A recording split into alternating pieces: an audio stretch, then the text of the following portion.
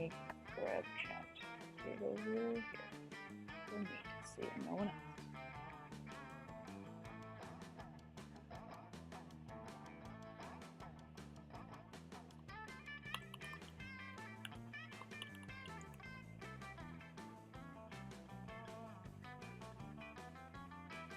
Alrighty. Gay monster game. It's not wrong. That title is not wrong. It's the gay monster game. Gotta wait 10 years for YouTube to put out the fucking notification. Literally takes forever. Put OBS away, it's all fair.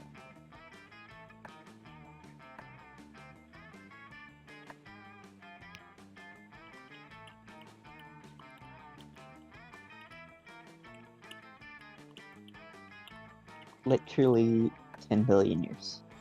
Okay. Gay monster game. Instinct mode was Emmy. Okay, I don't need to do that.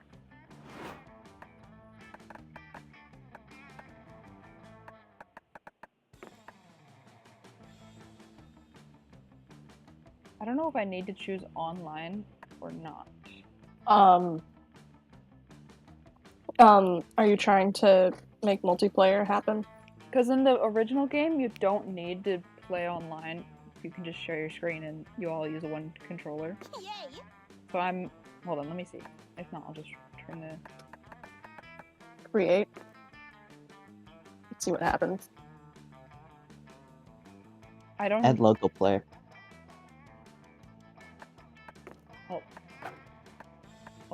Hold on. Let me look at the I was just gonna normal say- play options. Let me hold on. I was gonna say, I don't it know if doesn't- you would need to also own the game. Well, no, because Yeah, if that doesn't I work, see. There we go. Do 3. you want me to do 2. 3 or okay? yeah, I'm gonna Dude. be hopping off eventually. There is a short version Okay. that's an hour. We can do an hour. We can do 45 minutes. Do you want to do short or medium? It's not my choice. I'm not playing. Well, I mean, Oh, how long I'm fine. are... I'm fine with any of them. If Let's do medium. Sam's not gonna be here We the can do whole time. medium. Ah, Camp Spooky. The stage of some of our dearest summers. Back then, we were young and unafraid. With school far away, everything seemed possible as the sun embraced us on our way to camp. Summer has that distinct power, doesn't it? You live for the days, while the nights inebriate you with possibilities. It's like life could take a turn at every corner. And for us, it did. I want to be Yellow Blob Man. I don't care. So non-binary. See, if Sam was Okay. playing, it would be... This is Sam. Oh yeah, I would absolutely be that. I also really like playing Yellow Blob Man. But I will be Green Boy. Okay.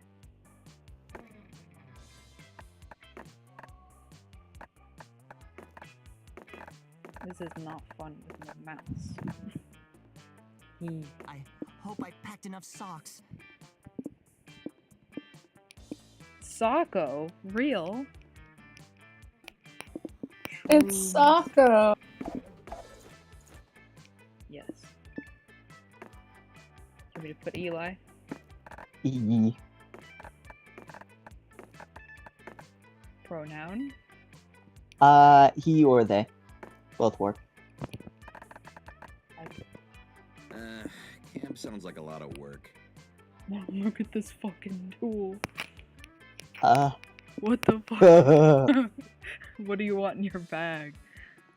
What's the far bottom right thing? Campfire story.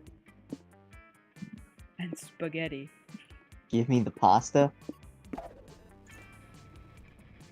The middle Rubik's Cube thingy. Sudoku Rubik's Cube. That sounds awful. It's the top left. The smallest violin. Let's try in. I love Give that. me that. Give me that. Hell yeah. One might say that the Monster Prom had hardened us on the highs and lows of love. But no, in love we're always absolute beginners. And summer camp was no different. No one talked about it, but the idea of a summer love loomed over our heads. Close to the last day of camp, there was a meteor shower happening just 3 weeks away. Everyone knew that if you were into someone, you were gonna watch that damn thing together. And so a silent yet powerful pressure invaded us. It was the monster prom all over again. So Everything I've seemed never uncertain. played this mo- one. the I've mo- only played Monster Prom 1. Yeah, I've only watched the first one. I didn't watch Second Term, except the parts where Jack was bragging about how he plays the robot guy. That's all I saw. So I kind of remember I haven't Monster played Prom, Second Term either. but I don't really remember Second Term. But it's fine. I'm sure it's not that vital. They're different characters, I think, so. Everything but one thing. Whoever we were I asking, have to get attached to another character? you, God have, damn it. you have to find a new character. Whoever we were asking on a meteor shower date, it was probably going to be one of the 6 coolest people on the bus. Joy Johnson Jahima, 23, a badass witch who wanted to chill a bit after saving the world countless times. Smash. Yeah, She looks like she would be my OC. smash again. Aravi Mishra, 22, a hot-headed adventurer possessed by a curse who had turned out to be the most annoying roommate ever. Smash. Calculator Anyone with Hewitt ghosty Packard, ghouls is a smash. version 1.1. He's also a smash. He's so cute. I can't smash him because he's voiced by Jacksepticeye. It feels wrong. Smash. No! If it was Mark, Mark would be God, fine. why'd you tell me Can't- that turns my smash into an on the fence? Well, you're gonna hear his voice. I feel like you'd recognize his voice. Well, yeah, but A that library changes computer. it from the start. It would become a sentient robot ready to experience life to its fullest. Dahlia Aquino, 20. Oh, that's smash. Absolutely. A buff blue demon and warmonger who had set her sights on conquering summer next. Big smash. Damien's the only familiar character, I'm pretty sure, apart from Calculator. Damien That's a LeVay, pass. 21. A fearless demon with a taste for destruction and a love of fire. Smash. And Milo Belladonna, 23. Milo A is a Death smash. Reaper doubling as an internet influencer and who was profoundly in love with life and all its earthly pleasures. Also, Mega non-binary, uses they them. God bless. I love Literally, it's all of them but Damien that are a Fuck smash. Damien. God damn it. Also, Okay, Damien, never mind. I will not have trouble getting attached to one of the characters to choose from. Damien is voiced by Nathan Sharp, also, who I know from YouTube, so it feels weird. I'm just I like, have no clue who that is. He does Disney rock covers. The bus trip was long, and all of summer could be shaped by the first step well taken. And so it was clear. It all came down to breaking the ice and causing a good impression with the right person. Okay, what the fuck am I gonna do on the bus? Play dead. I'm I'm opening I'm, the YouTube to pop out the chat. I'm playing dead. Eli, what are you doing on the bus? Oh, you. Let's press the skip button until the shit starts. I will perform a magic trick. Wonderful. Yes! Did I? Okay. I don't know. I'm not voicing the characters. I'm just gonna read I it. was paying attention to the pop-out chat. What was the thing My that I got? Or choice did it gave not me. say yet? Yeah, it's not you yet. Oh, Okay. Zebo, you look so adorable playing Dead. Death looks positively stylish on everyone, in my opinion. A large portion of my best selfies were taken with lifeless cadavers. Here's me alongside some poor Polynesian man who choked on a pineapple. Fuck Oh. me. Oh, and here's one of me and Elvis doing duck lips. Bathroom selfies are truly the bomb, when you say. Elvis would not do duck lips. This is heresy. Their nails change color with their eyes. That's so neat. You know, Zebo, Oh, I that dare is say that you're just as As photogenic does as a the corpse. art thing, it looks like. Yeah, that's so nice. That's actually quite rare. If you're ever in a selfie mood this summer, hit me up while we're at camp. Eli, you got joy. You got joy Oh. attention. Oh, are you into magic, Eli? I never pegged you for a powerful mage. You aren't. You just made a quarter disappear behind your ear. But powerful mage Eli does have a nice ring to it. I'll be a friggin' mage. That sounds awesome. I know we're on vacation right now, but I can't relax forever. I'm hoping to elevate my magical prowess while we're at camp. I'm gonna be working on teleportation spells and elemental magic. What are you looking to improve over the summer? Honestly, you'll be lucky if you can pull a rabbit out of a hat by next fall, but you're way more interested in maybe dating Joy before this is all over. Ooh. Ooh. We only had 3 weeks left to woo our Ooh. crushes and conquer their hearts. But as I already said, we were young and unafraid, and we were ready to start. Can I take a minute to think? Their voice is so nervous and anxious. So is it the same 5 traits from before? Smarts, boldness, creativity, charm, fun. Yeah. I think, yeah. Camp Dome. Dome. No longer the dome. Today at the Camp Dome, the game is No. Charades Extreme. It's just regular charades, but apparently they love to stick extreme onto any classic game. So true. It's your turn and you get third times the charm. Third is easy to convey, just by using your fingers. But charm is harder. To get your team to guess it right, you act as if you are more charming than you really are. You manage to do that, gain +2 charm by playing that role, and bring your team to victory. Hooray. With the help of Milo and Calculester, you manage to find the least violent dome game that Dahlia will still enjoy, an Iron Chef competition. Milo delights in concocting Epicurean delicacies. Calculester is fascinated by the concept of food, and Dahlia loves doing battle against the Iron Chef's 1,000 knife-wielding arms. Is this what people call camping?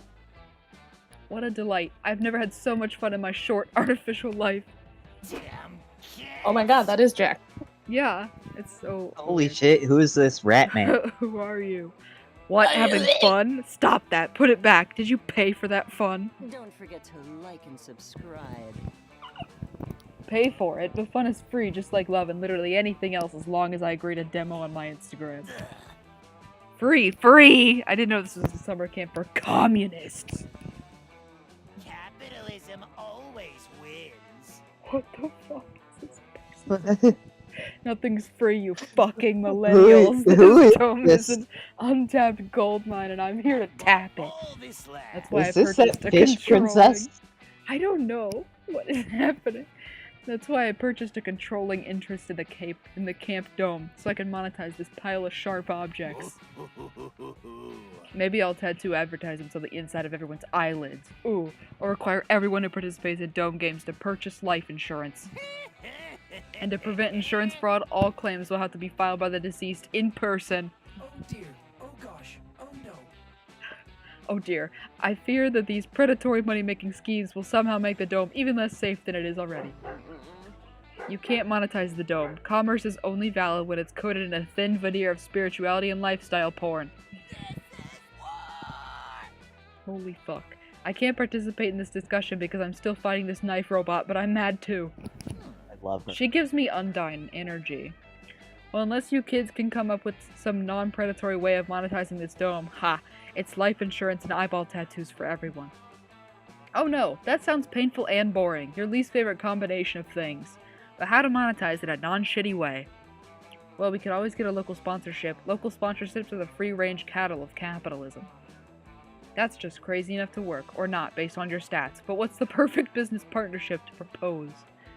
What do I want to do? Old Gertrude's organ trafficking boutique, or Beanie and Bucket's fancy hat extravaganza?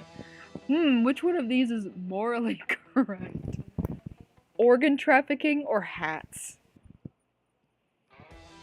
Methinks the hats are less morally I'm not incorrect. gonna say anything because I don't want to ruin your chances and I have no clue. Ha, good luck on getting a fancy hat shop to fund this Dome. What do fancy hats have to do with sports murder? Don't be so toxic. Oh, you think just because someone's doing a sports murder they don't want to look fabulous? Okay, boomer. I love outdated references. No, wait, I'm cool, I'm hip. Let's go talk to Buckwad and Bean cool. Dip. I'm hip. My dudes, I'm down. You head into town to locate everyone's favorite local hat distillery. Beanie and Bucket are delighted to see you. Welcome to Beanie and Bucket's Wait, hold on a motherfucking minute. Hat fancy distillery? hat emporium. Yeah, I don't know what's going on. You can tell he's Beanie because he's wearing a top hat with the word Beanie on it. Home of the double hat, double stack, double meat, double cheese, all hat, says Bucket. You can tell he's Bucket because he's wearing a bucket instead of pants. My name is Calculester. Hello, friends. We are here to propose a merger. A merger? Screams Beanie, pulling several lacy feathered bowlers out of nowhere. How about you merge your ass with these super soft tea party hats, bitch? There's no need to merge anyone's ass with anything before 7 p.m. We're just here to appreciate this trilby, says Beanie, pulling out a hat festooned in jewel iguanas. This is the kind of hat that dinosaurs wore to the opera, motherfucker. If you act now, enough business. Uppercut. Beanie and Bucket fly through the ceiling in a shower of hats and return a few minutes later much relaxed. We apologize for our earlier enthusiasm, says Bucket, adjusting his bucket to better hide his genitalia. Once we're in sales mode, it's very hard to snap out of it. We've considered your offer, that we never gave them, says Beanie, spitting some teeth out of his mouth, and we have decided to sponsor the Camp Spooky Murder Dome. It will be great for our brand, crows Bucket happily. Even the most cursory study of history reveals the intimate connection between fancy hats and murder. That's so true. Wow, I can't believe that worked. That business uppercut of yours is surprisingly effective, Dahlia. Perhaps we could. Regular uppercut. The CEO flies into the sky and vanishes like an anime bad guy, leaving you to recap all the profits from your new sponsorship deal yourselves. You use the money to buy fancy hats for everyone at camp. This will never get old. You gain 2 fun and 1 bonus. It's your turn, Eli. Where do you want to go? Apart from the dome. You are not allowed, apparently. Take me to Scout HQ. You spend the day learning new skills with the Monster Scouts in order to earn badges. You earn a badge for healing a wound only using the bark of a tree. You earn a badge for writing poems in iambic pentameter. You earn a badge for building a blackberry using only real blackberries. That's fucking impressive. Nice. Yeah. Completing all of these unexpected and probably useless lessons earned you 2 creativity. Oh shit, that's not what I was going for. I But think awesome. I think first aid with tree bark is not useless at all. I think that's probably helpful. It Exactly. sounds insane, but it's probably helpful. Yeah. The iambic pentameter But one? blackberry. No. The Are you telling blackberries me and that it's not blackberries. useful to be Shakespeare? It's No. not. No, no one's ever gotten laid being Shakespeare. No, they just I'm like, absolutely sure that Shakespeare got laid being Shakespeare. I don't think Shakespeare got laid. You cannot convince me that man's not a virgin. died. He must be. Alright Anyway, then. He's dead. On to the game. Alright then. Apparently you haven't met any English teacher in existence. Later, you're looking around for Joy. You just finished reading her copy of How to Be a Slightly Better Friend Despite Your Suffocating Horniness by Dr. Hugh G. Boner, MD. Oh. You see Joy nearby. She's quietly reading and you learn that it's rude to interrupt, so you give the book back and turn to go. Yay, you showed basic respect to your friend. Wait, Eli, that's it? You're just gonna leave without introducing any absurd high-stakes shenanigans? Duty calls. Come on, don't be shy. You're always inciting the anger of dark evil forces, and I always save you thanks to my magical powers and impeccable leadership skills. You tell Joy that you don't really have any urgent misadventures going on. Ever since you stabbed that ghost in the face last week, things around camp have been pretty chill. Oh, well I guess that's good. I mean, it's not like I was hoping you were possessed by an eldritch horror, so I could cleanse you and save the world from a primal evil. In fact, I'm happy that you're not interrupting me with life or death narrative stakes. I was technically supposed to take this summer off, so I guess I'll relax. Joy is so cute, and also a low-key workaholic. You remind her that she defeated Dimitri and Morty's plan to poison the water supply last week. That was enough heroics, right? Eli, you're totally right. Dimitri and Morty are my closest official nemesis. We should head over to Camp Rival Camp right away. Let's save the world. We can spy on Dimitri and Morty and make sure they're not plotting the end of the world, or the rise of the dark side, or anything like that. Great idea, Eli. Not what you meant, but whatever. You follow Joy to the Camp Rival Camp, and you two hide out in the bushes. Right away, you spot Dimitri and Morty. Check out those fiendish, muscular villains. They're clearly planning some kind of evil scheme. Just look at them.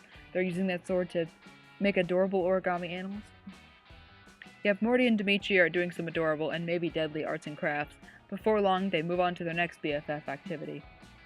Growing an alpaca. Dimitri put a party hat and poncho on an alpaca. And Morty... or grooming an alpaca, not growing an alpaca. And Morty is busy weaving beads into its mane. They're having so much fun. Okay, I know it doesn't look like they're being evil, but what if that's a sacrificial alpaca? Maybe they're preparing to sacrifice it in some kind of evil ritual. Then you watch as these two shirtless goofballs cook up some homemade raspberry jelly. Somehow they fashion some fancy jelly beards, and then wear the beards? Sticky, but sexy. This is so frustrating. I can't tell if these two are doing evil deeds, or if they're being stupid. And I'll look like a total idiot if I intervene when there's no evil to defeat. I can't believe I'm saying this, but Eli, what do you think? How do we tell if Morty and Dimitri are actually being evil? Okay, Dimitri and Morty are idiots, and stupidity is basically a different language. Hire an interpreter who's fluent in stupidity. Or, Disney movies taught you well, if these two are evil, they'll burst into a classic villain song sooner or later.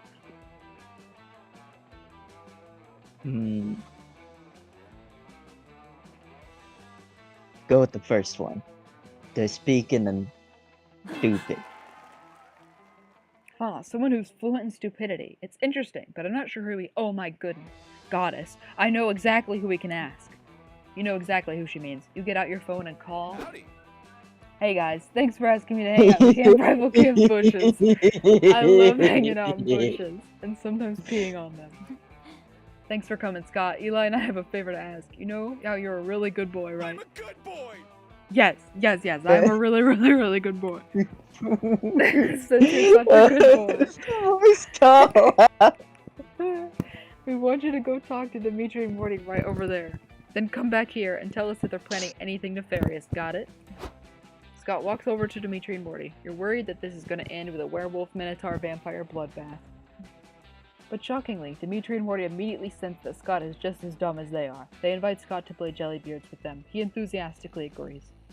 After 3 hours of solid playtime, Scott heads back over to you and Joy. You guys are still hiding in the bushes. Scott has a full beard made of jelly. The hat? The hat? The jelly hat?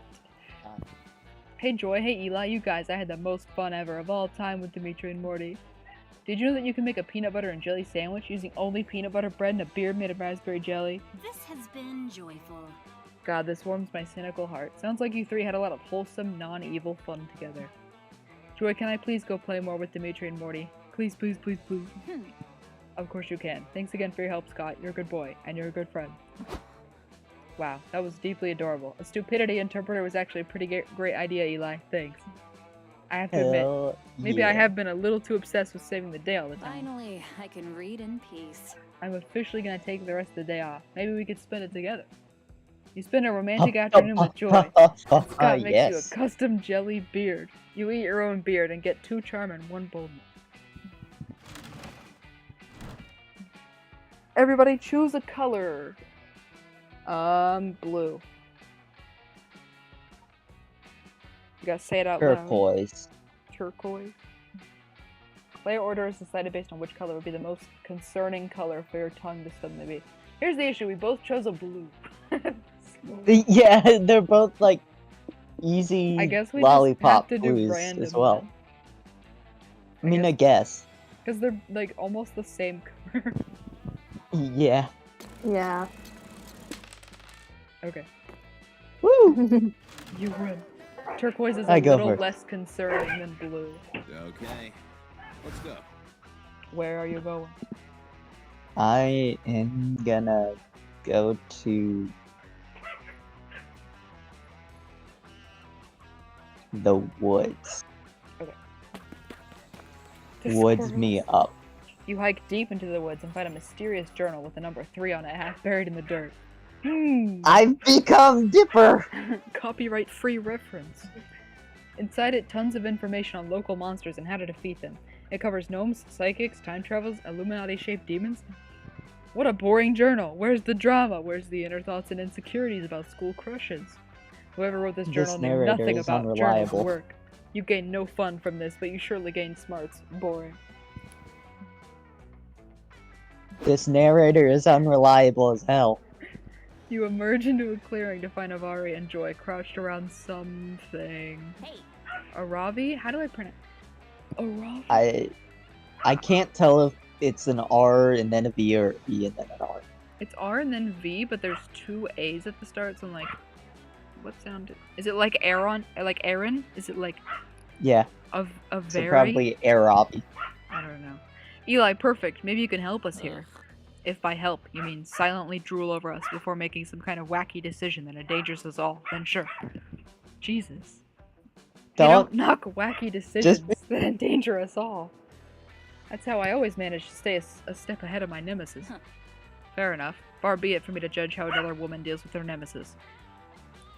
How do you pronounce that? Hecate? Hecate. Hecate knows Or I've got Hecate.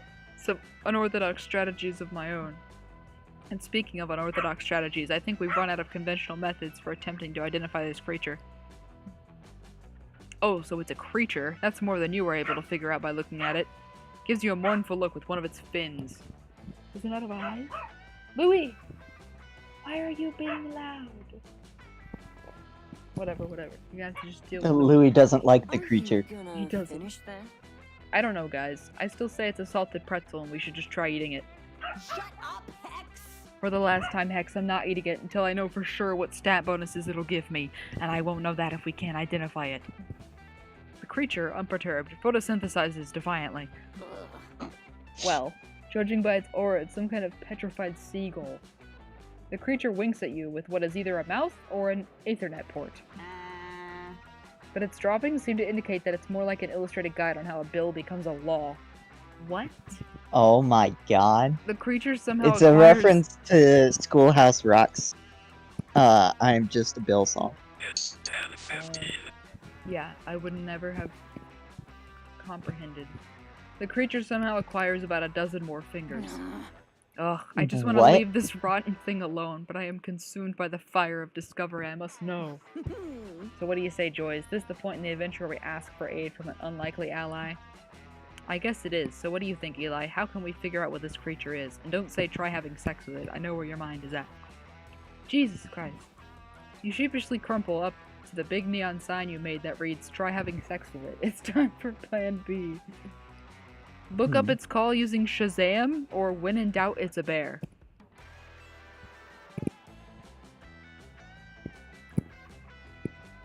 Shazam. Look up its call. You bust out your phone and Shazam the creature's distinctive call. After a little bit of processing, a single word appears on your screen. Fog. Anaconda. It's an anaconda. That was easy. Nuh-uh. Don't you hear that retro bass line in those rapid-fire filthy lyrics? That's Anaconda by Nicki Minaj. Sick. So obviously, as I was saying the whole time, this creature is just Nicki Minaj in an especially dope costume. Okay, first of all, you thought it was a salted pretzel. Second of all, this thing is neither the right shape nor size to be Nicki Minaj. But if it really is playing Anaconda, there's something else it might be. Hold on, let me consult the Eldritch Internet real quick. Joy's eyes roll back in her head as she communes with the all-knowing spirits which haunt the mortal plane, and also Google. Ah, yup, just as I suspected, this hideous abomination is just the product of a marketing scheme to sell singles of Nicki Minaj's Anaconda in the forest. Through genetic engineering, music marketing professionals sought to create a singing anaconda by combining DNA from an actual anaconda, Nicki Minaj's ass, and a falcon. Such a twist. Music marketing professionals aren't really very good at genetic engineering though, so the result is the puddle of misused genes we now see before us. So we shouldn't eat it. Not unless you want a Ravi to be forced to twerk ceaselessly until she dies. No way, then whose neck am I gonna haunt? Your motives are truly noble. Not your motives, though. You just want to boink your campmates. And at least right now, you seem to be on your way to achieving your goal. You gained 2 fun and 1 charm. I hope I choose correctly. What the fuck just happened? Got no clue. Something about Nicki Minaj. I got no idea. I'm going to the manor. The day you venture into the haunted manor. Everything's going fine and you're reassured on how brave you are. Then suddenly a ghost, or is it just someone wearing a blanket with 2 holes, so hard to tell the difference, appears and whispers in your ear. Remember, one day you'll be long gone and no one will remember you. All the struggle you endure to become a better version of yourself, both personally and professionally, will eventually mean nothing. The ghost leaves while you take all that in, getting 2 boldness in the process. Jesus. Christ. You, Calculaster, and Milo, what is he wearing? What are they wearing? What are we both wearing? They're hats from the hat store. But why those hats? You, Calculaster, and Milo I don't know. enjoying wandering the hallways of the manor. Milo's live streaming it because apparently that's the only way they know how to enjoy anything. Welcome to another Oh my video God. with Milo Belladonna. Oh, it's Milo, not Milo. I'm so sorry. Is this haunted room actually stretching, or is it just your imagination? A wild Arabi appeared. Aravi, thank you for saying your name. Thank you. Oh hey, what are you guys doing here? Making Disney references. My analytics show that millennials love engaging with nostalgic content because the present is consistently horrifying. How about you? I was looting the rooms for treasure when I found this strange rectangular prize. Not enough signal to process this. Sensors detect ancient technology, a video home system, or VHS. Insert cassette here to see images. Calculator points to a VHS player located distressingly close to his crotch region. For once you decide not to be a creep, and elect to put the tape in the nearby 90s TV instead.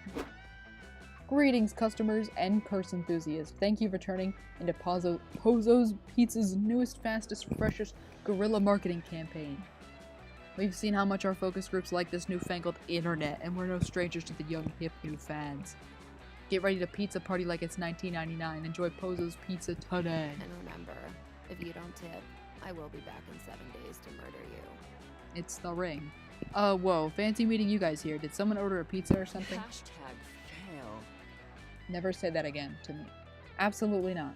Moreover, now my live stream is bound to get stricken down for all the copyrighted music you used in that shoddy commercial. I can't believe I'm gonna lose perfectly good clout to InSync of all people. I'm not paid enough for this. Hey, don't get mad at me, dudes. Pozos hadn't used this whole cursed with spam marketing stunt since 2005. If you hadn't played the dumb tape, I'd be home right now. Oh dear. Oh gosh. Oh no. My apologies, friend Pizza Girl, but did you say cursed with spam? Should we be bracing ourselves for an incoming canned meat assault? No. At least that would be funny. What I think we've got here is a totally lame advertisement curse. Curses! Now in 7 days' time, we'll be subjected to nothing but Pozos ads until we eat ourselves sick with our pizza. Fucking Pozos, taking out all the art out of good cursing. That's stupid. As a future food truck owner, I disagree with dooming customers to only consume advertisements for my food, especially now that it's happening to me. Yes, Aravi, as a present influencer, this is literally my waking nightmare. I don't even know which I hate more, invasive advertisements or pizza. If I can't shake this curse, my Instagram feed will be filled with nothing but disgusting imitations of Italian cuisine. My reputation will be in shambles. I think I'm gonna... Oh no, friend Milo, you appear to have fainted. Please regain consciousness immediately. I can see Jack doing that scream. Buy a hot pizza now. Convince 10 of your friends to buy a pizza, or we will murder your family. No, the curse is already setting in. You need to fix this before you end up like the pizza girl or worse. You become too obsessed with pizza to focus on boinking your friends. Ah yes, something I would do. Escape from the pizza's reach by practicing deep meditation to transcend the material plane. The pizza brand is annoying, but Milo is also a brand. Fight fire with fire by out-spamming them with tons of delicious Milo Milo. I don't like that Delicious. it's described as delicious. I'm doing the delicious Milo spam. Well. Now there's an idea I can get behind. Let's fight spam with spam. Apparently that wasn't creative. I am happy. Yes, what a great plan that will have no future repercussions whatsoever.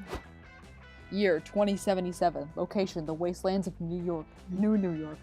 In a makeshift bunker underneath a fallen billboard advertising Milo Belladonna brand kidney transplants, an old army veteran is seen burning pizza parlor flyers for warmth. Before he could go 3, sometimes even 4 minutes without seeing a spam ad, says the veteran to his 2 wide-eyed grandchildren, but those days are long past. No one knows for sure how the spam wars began. Some say the conflict between Pozo's Pizza and Milo Belladonna had been brewing for centuries. Others claim that the war was all thanks to one horny motherfucker having a terrible idea to fight spam with spam, and everything spiraled out of control from then on. Whatever the reason, the spam wars persisted, with pop-up ads for stuffed crust pizza, fought only by a wave of YouTube mid-roll ads of Milo Belladonna pouring melted cheese on their naked chest. Society crumbled. You were either I don't like either of those images. or a zeitgeist. If you so much as mentioned a different pizza chain or internet influencer, you were publicly executed. What the fuck? Soldiers, surgeons, politicians, even former Vine stars. Not the Vine stars. Our last bastion of hope fell prey to the predatory ad wing. Not the Vine stars. The grandchildren cried forlornly. Yes, even then. I'm telling you this because this is what these dark times have brought us. Nothing but pain, ruin, and disgusting-ass pizza nobody ever wanted to eat. You children cannot make the same mistake as my elders did. Whatever you do, no matter how horny you are, never fight spam with spam. You would be better off dead. Oh shit, it turns out your plan did have future repercussions. Damn, you hate it when that happens. But hey, hindsight's 20/20, except for the fact that none of this has happened yet, so actually you're powerless to stop it for now. Whoops. 50 years from now, society will be in ruins, and also no one is gonna want to follow Milo on Instagram. You really fucked this one up, huh? You lose smarts and charm. I'm an idiot, apparently. Wow. I'm so stupid. Red.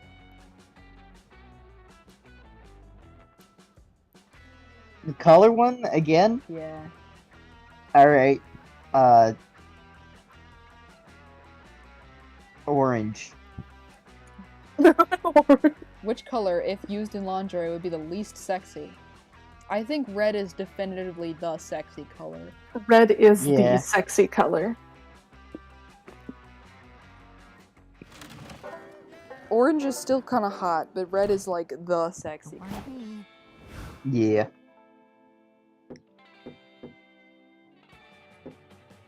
You better not sit with them. Wander over to the campfire, hoping to peer pressure someone into making you some more. When you find Milo, Aravi, and Hex, they've all gathered around with notebooks. What up? What up? Hey what Zebo, up? check it out. We're doing poetry. It's like normal sentences, but deep. Aesthetics on point. Stop moaning when you talk. I'm gonna cry. Exactly, Hex. As a reaper with the finest taste in the living arts, of course I'm a poetry stan. Chugga, you're alive! Holy shit. Chugga's in Didn't chat. realize that Chugga lived. He lived. In my infinite compassion, I thought that poetry could be a nice exercise for Aravi to connect with her feelings and embrace the now with a little more joy. Screaming. I'm not doing those. They'll kill my throat. As opposed to her usual blind rage. The purple nail polish. Come on, Ravi. Poetry is tight. I mean, usually I express myself to the flavor of Pringles I'm eating, but Milo's shown me I can also express those feelings with words. This is an opportunity to grow. Ugh, that's wonderful, Hex. You see, Robbie dear, there's poems for everyone. Like, epics are poems too, and epic sounds right up your alley, doesn't it? I just don't really get it. I mean, my grandmother used to read me that when I was a kid. That one was cool. Brada. Thank you. And it might count as an epic, I guess. And I'm trying to put my feelings into this poem, but the only feeling I have is a deep desire to win. You have a desire to win? What do you want to win? The battle against your own vulnerability? Get good! No, you doof. I want to win the poetry, obviously. Aravi, this is not a competition. Poetry is the opposite of competitive. You're insulting Sylvia Plath by implying otherwise. So true. Huh? As usual, Milo's just lying to my face so they can get an advantage in this poetry battle. Nice try, Milo. That sure gonna work on me. Besides, I've already told you this over and over. Everything is a competition. The Norse did have poetry competitions called flightings. That's so horrid. Everything. What about, I don't know. It was basically a rap battle, but a rap in battle? But Norse. yeah. Yes, it is. It's a competition for who can get the most of it, or you can do a challenge run to see who can survive on the least sleep possible.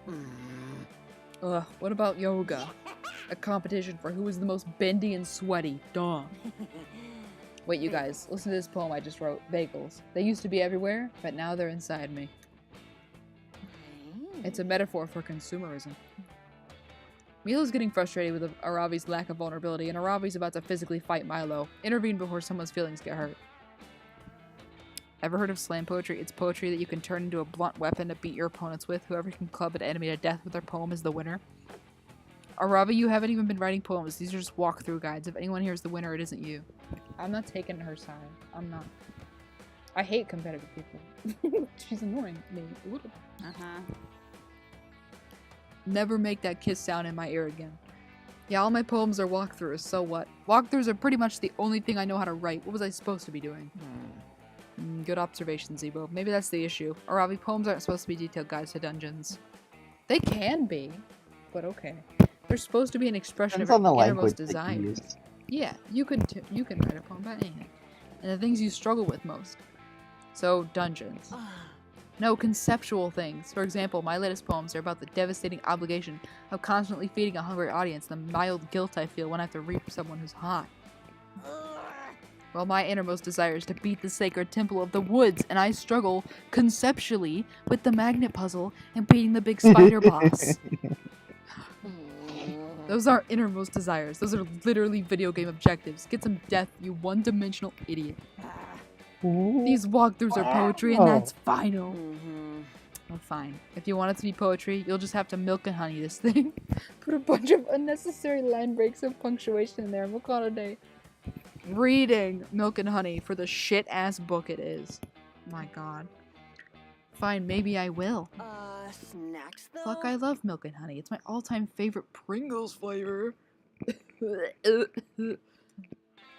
After a few minutes of inserting random punctuation throughout our walkthroughs, Aravi lets Milo take a look at her You're poems. trending, darling. My god, Aravi, these poems are genius. They're exactly the sort of fake deep that'll resonate with my 14 to 17-year-old emotionally compromised demographic. So true. Honestly, I struggle to appeal to this demographic at times. It's hard for me to relate to their emotional desperation. And now I have a whole book of poems they're gonna love. I suppose I should thank you, Aravi. You're welcome, I guess. We should do a collab. And I should thank you too, Zebo. I don't know why, but somehow I feel like you're responsible for how this all played out. I think maybe it's because I chose specifically what would happen. Milo seems pleased, or it could just be the firelight hitting their contours perfectly. Either way, you're happy. Tonight will be the night of the living dead. Where are you sitting? Where do you think I'm sitting? Over here? Yes. You're all geared up to invent a new kind of s'more. You're thinking, jalapenos maybe. That went suddenly. That actually could be sort of good. I'm Like, not jalapenos, but like a pepper. a less like a flavorful spicy s'more. pepper. Like a Yeah. Give it Like to a me. spicy s'more. It's my turn. Damien, can you read that word? I can't. Hecate. Thank you. Third Eye Necklace is a powerful and dangerous magical artifact. You don't take turns with it. In fact, you don't touch it at all. But you've had it all day. Yes, because I got it when I defeated Larry the Lich's father after he mysteriously turned evil following his son's third untimely death at Spooky High. Now, I'm keeping it safe. I'm not understanding what you're not understanding. I think the part you're not understanding is that I want it. Oh boy, you're never gonna pioneer the jalapeno s'more at this rate. Better take a side and score some jalapeno brownie points. If you let Damien hold it, he'll probably just set it on fire and destroy it, but if it's such a dangerous artifact, this should save you a lot of trouble. Or Damien, leave Joy alone. I have an even cooler magical artifact. It's called Magic the Gathering. I feel like that second option is written for you. Yes, but I don't know if that's the right option. Because the first one, it's like you're letting Damien take it from her, and the second one, it's like, fuck you, and here's something to distract you.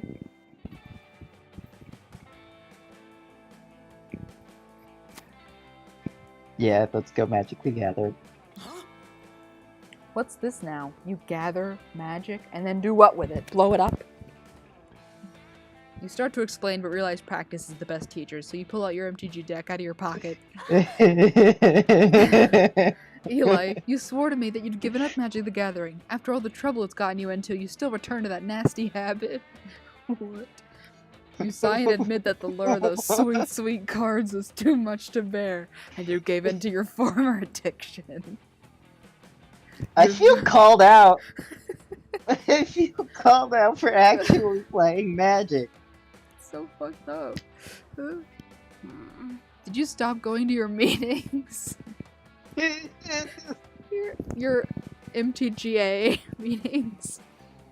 You explained that you kept going, but it turns out they were actually just Magic the Gathering tournaments, which didn't help at all. I'm a pro. I wasn't listening to any of that shit, but it was just long and boring enough that I did a deep dive into MTG, and I'm all in, baby. I assembled the baddest deck ever. And so the cycle begins again.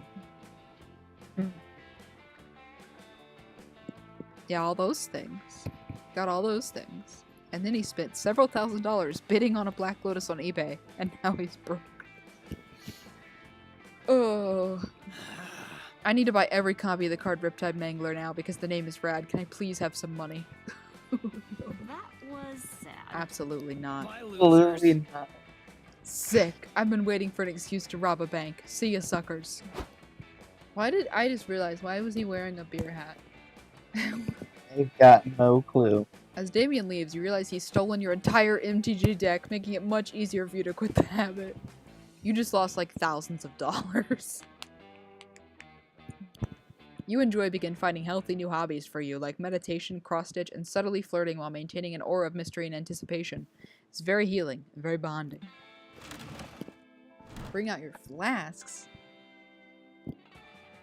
Yeah, we're sharing a controller, so we can't do that anymore. Okay. You new here? Don't fret. Let me explain how this works. I'll prepare you a drink, the drink of the day. You may choose to drink that one, But if you're not interested, you're lucky. Here's a mystery box for the second option. Could be better, could be worse, but one thing is for sure, it will be mysterious. And these drinks, look, choose whatever you want, but I'm not responsible for whatever you put in your mouth. I'm a wizard in training. For you to test my concoctions is somewhere between kind and reckless. So get ready, and good luck. I have to drink that because I'm trying to boost my creativity. I feel like that's obvious. I want it. Give it to me. I was testing your common sense. And you passed. Your prize is the drink you chose. I'm gonna drink lead paint. Hell yeah. The Foul mouth. Don't know if I drink that, but the real question is, will you? I also have I'm this going with the mystery box. You want the mystery box? Yeah, I'm not drinking the foul mouth. Ooh. Manhattan. The Manhattan.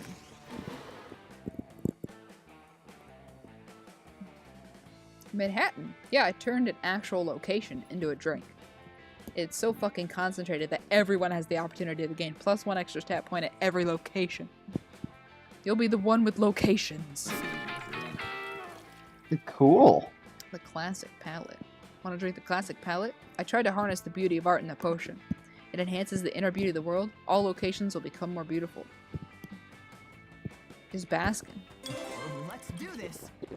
Still hard to believe you drank that. Good luck, I guess. So I drank lead paint and you drank glass. You drank fiberglass. I drank fiberglass, concrete, cement, rebar, And maybe everything some that water. goes into making a city. Everybody choose a food. Ramen. I'm tapping into my mind palace. Chicken nuggets. Okay. Player orders is that based on which food would destroy prehistoric humans' digestive systems and brought back in time. Absolutely, ramen would destroy a caveman. Yeah. Well, it depends on the... Because if it's like actual proper ramen, it's really balanced and good. But if it's like Maruchan... If it's like cup of soup ramen, that's killing But anything chicken that was nuggets- born before chicken nuggets, I 1984. feel like is pretty safe regardless of the brand. Yeah, Even if it's Tyson, I don't think they'd die. it's Tyson. I was literally thinking that. I think if it was Tyson, they would die, but that's just because of Tyson's treatment of chicken, Yeah. not because of This is already hard. chicken nuggets. I'm gonna get creativity no matter where I go, I think. I'm gonna go to the lake. Maybe not a lake. I'm going to the lake. You head to the lake to get your tan on, but as soon as you get there, it starts to rain. What is this image? Most of the beachgoers leave, but no. You will enjoy a fun lake day, damn it. You had a really rough morning and you won't let anything stop you from gaining fun. You aggressively splash in the lake and laugh as loudly as you can, hoping the clowns will give up on trying to ruin your day. Instead, the lake gets struck by lightning. When you wake up from the You just electrocution do, chat coma, members. That's You're how on you drink shore. rebar. the sun is shining and you have a cool new facial twitch. You win. You gain 3 fun. Why am I just so fun? I didn't want to be this fun. Later, you're working on your tan and Milo is working on sun bleaching their bones when you hear something heavy wash onto the beach. Oh, look, Sibo. A little makeshift raft has washed ashore. Like and subscribe. It's so rustic and handmade. Come, take my picture on it. It's good for me to seem crafty for my Pinterest following. Your Pinterest following? Who are you? People use Pinterest as an actual following based thing? I only hear about it as an artist reference site. Like, who uses it for actual stuff? Oh, would you look at that? There's even a cute little corpse on board. I'll post next to him. Accidental model. However, before Milo can make a peace sign with the corpse's rigor mortis hands, it speaks. Please help me. The shriveled man croaks. I've just escaped from a deserted island in the middle of the lake. I've been stranded since 1993. I need food. Uncontaminated water, please, if you could. Wait, you've been stranded since the 90s? Forget food and water. You need to be caught up on the internet. You haven't been on social media in over 2 decades. Why, your followers must have been worried sick. My followers? What are you talking about? Oh my god, he doesn't even know what followers are. I think I might faint. I mean, I remember AOL chat rooms. The deafening dial-up sound was sometimes the only sensory memory I had while I was stranded on that desolate wasteland of... AOL? Nobody remembers AOL. Don't just stand there, Zebo. This man is clearly delusional from lack of digital exposure. please, we have to reintegrate him into internet society. He's basically a savage. This game hates old people. Yeah, clearly this guy's dehydration can wait. How can you and Milo help him reconnect with the web? Capitalize on his Castaway experience. Help him make the most accurate list of the 10 best albums to take to a deserted island. What he really needs are meaningful human connections. Help him set up an account on Boner. Do we turn this old dehydrated man gay, or do we use him for clout? I think it might make him corpse sexual rather than gay specifically. Probably. I mean, if it's Boner, then I'd have a hard time thinking that actual bones were not involved at some point.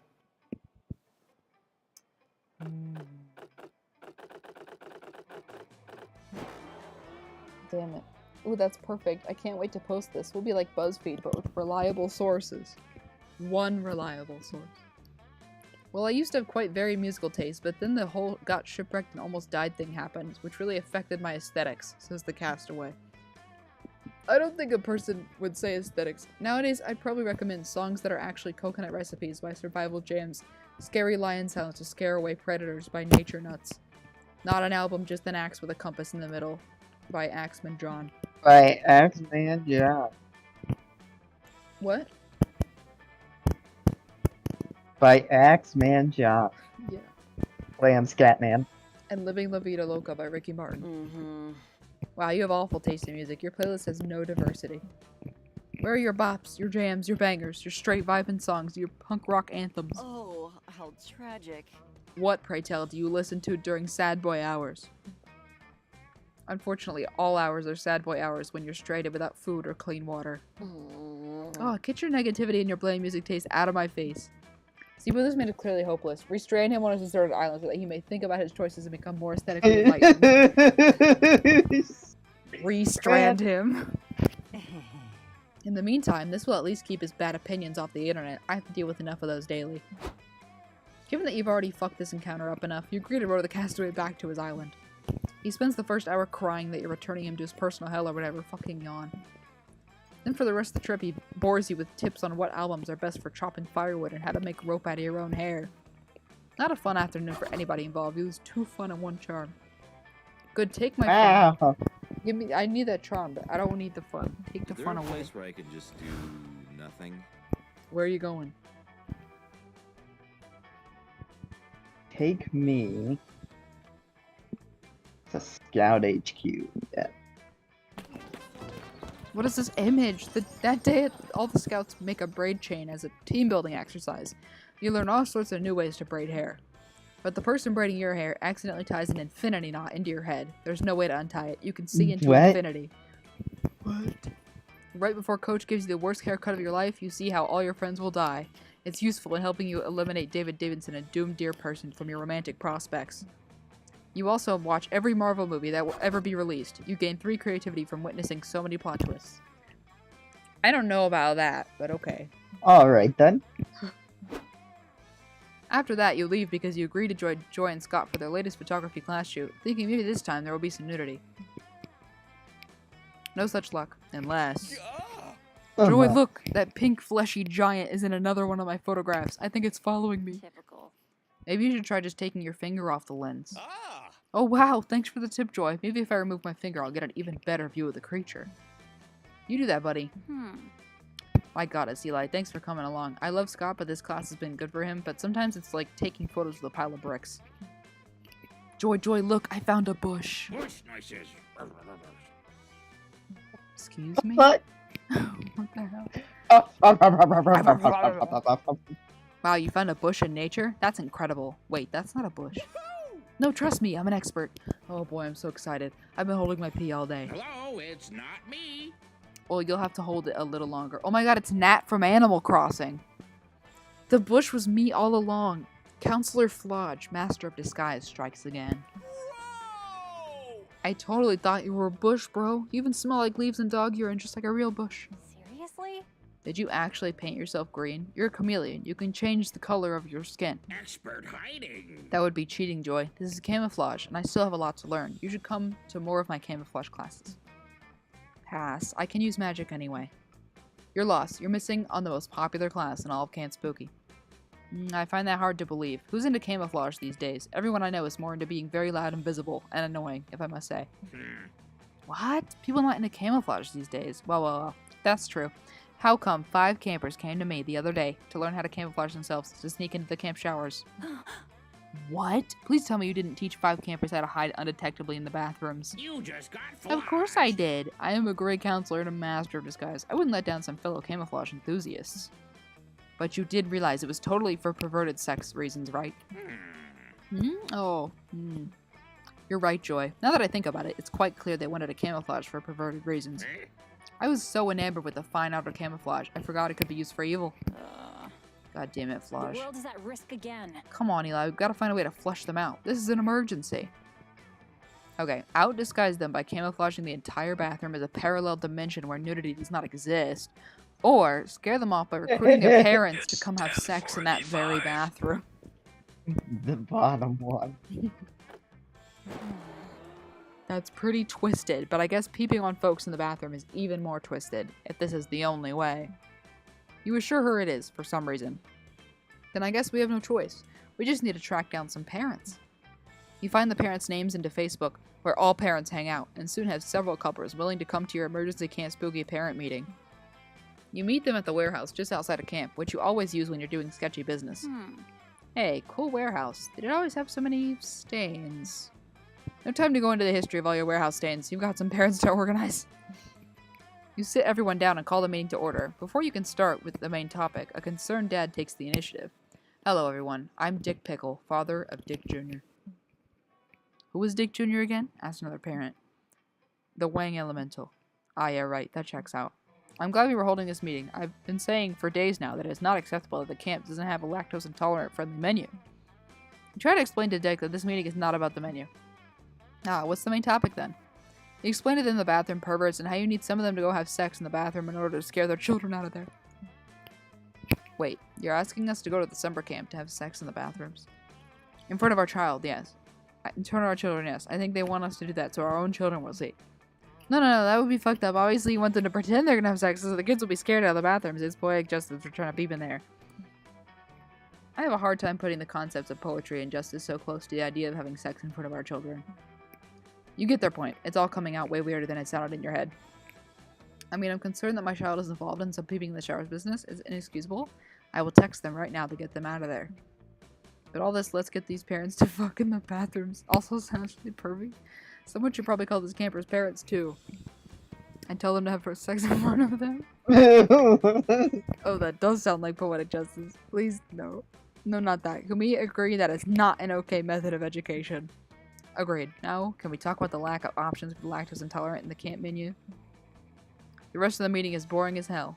You are bound to have a strange conversation with your parents, and Joy seems quite disgusted by you.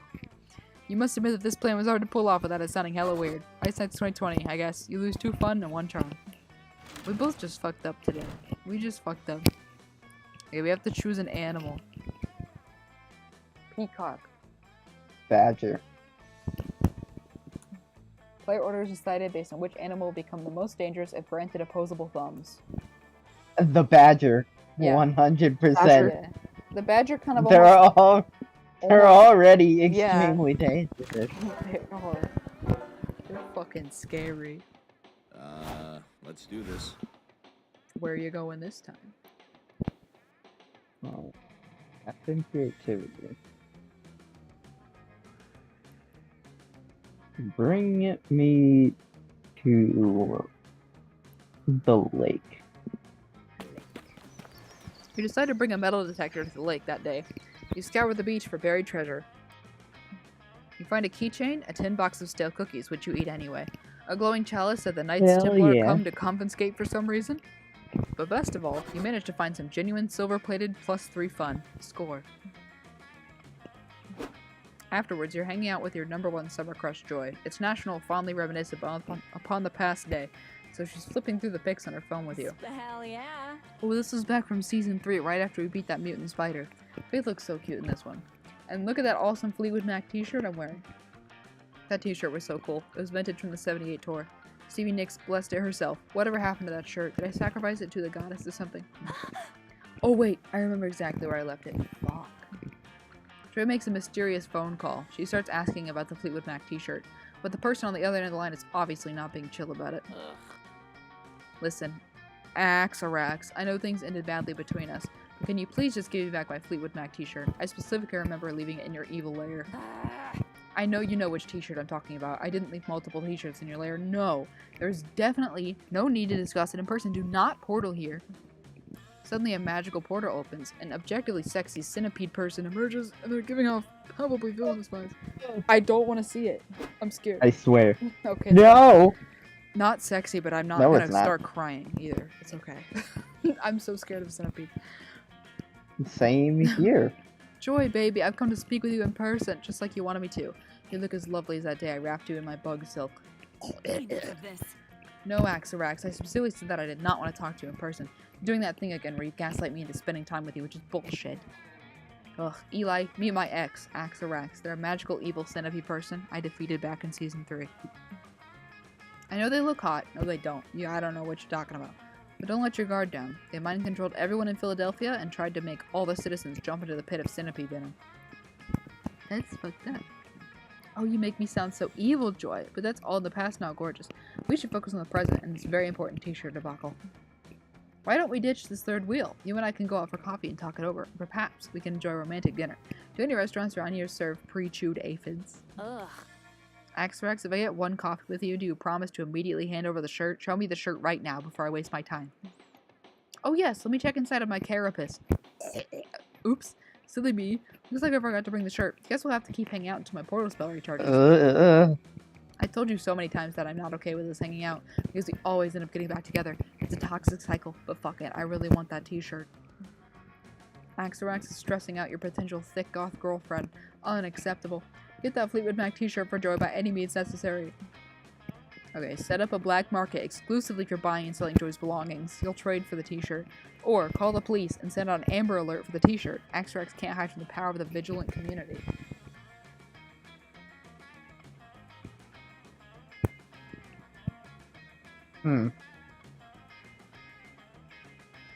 I think we should do the bottom. I should do the bottom. Let's go with the bottom. An Amber Alert seems like it might be a waste of public emergency services, but it's better than watching Axarax drink coffee through their proboscis. Let's go. You and Joy go to the police station and file a missing t-shirt report. You describe the t-shirt. Beloved vintage, smells like heavy metal concerts and burning sage. The police officers are super concerned. Did you say this was a Fleetwood Mac t-shirt and it was vintage? This is serious. We're sending our best detective to the case. Yes, it's me, Detective McBooty. We're gonna find that missing shirt, officers. Remember, the first 24 hours are the most crucial to keep this case from going cold. I've sent out alerts to all local cell phones. We'll be conducting interviews with t-shirt lovers in the area, and community search parties will begin immediately. Wait, I appreciate the help, but you're misunderstanding. We already know who has the Fleetwood Mac shirt. It's with my ex, Axarax. A true detective never works off assumptions. We will get your t-shirt back through the power of deduction and evidence, my dear Joy. 6 hours later, Detective McBooty concludes that, yeah, Axarax definitely has the t-shirt, duh. You there, bug person. Detective McBooty FBI, stop right there. Hand over the Fleetwood Mac shirt and we'll escort you to prison. Wait, are you implying that I'll be taken to prison for stealing a single t-shirt? My god, the criminal justice system is even worse than everyone says it is. Oh well, you're going to prison because you mind-controlled Philadelphia, and you keep dissolving humans in your bug venom, but shirt stealing is also a serious crime. Ugh. You know I can open magical portals, yes. Your human jail will not hold me, McBooty. Tell it to the Judge Buggy. This has been joyful. I got my shirt back, and I also got to see my ex led away in handcuffs. This is officially a great day, and it's all thanks to you, Eli. God, Joy is so fucking cute. She wears the t-shirt for the rest of the day. Turns out it really is blessed by Stevie Nicks. Stevie's blessing gives you 3 boldness. Oh, fuck yeah, dude. That's a lot of boldness. I'm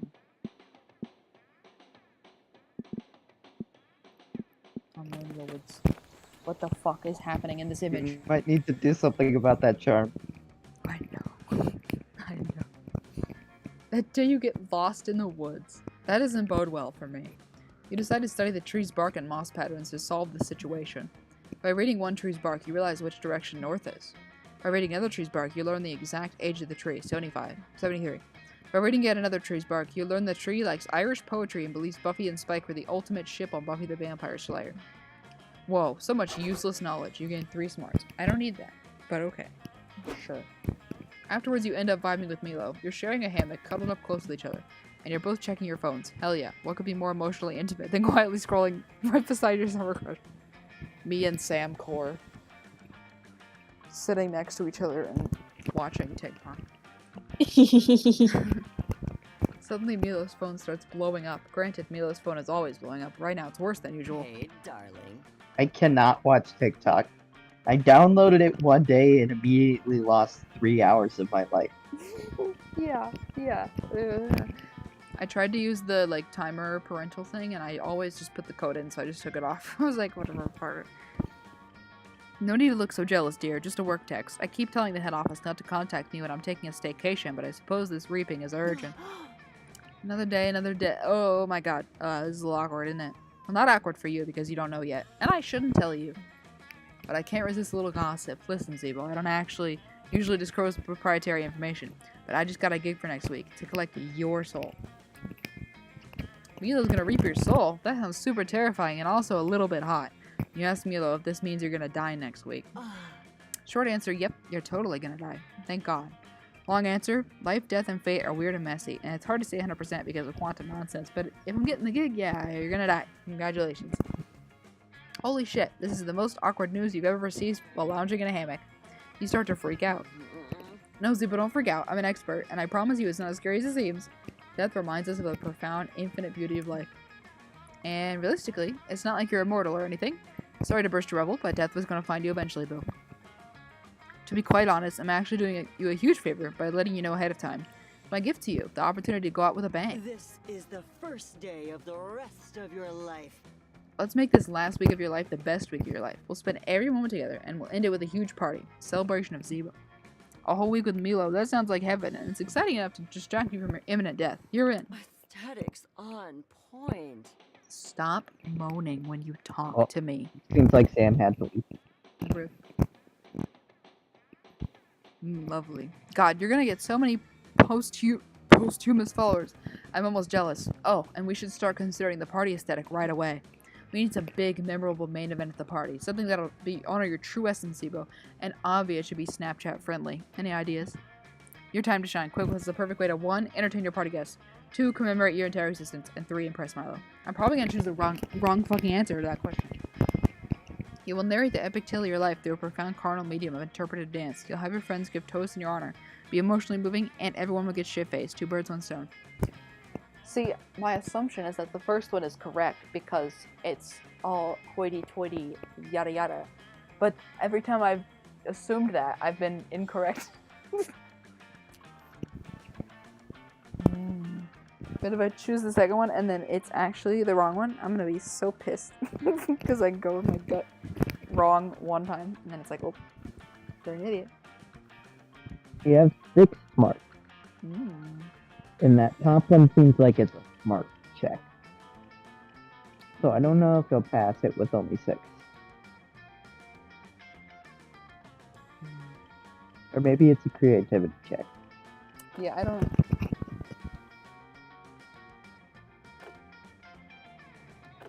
Like, the first one feels more like a Milo answer, but I've tried, like, that doesn't work anytime I do it.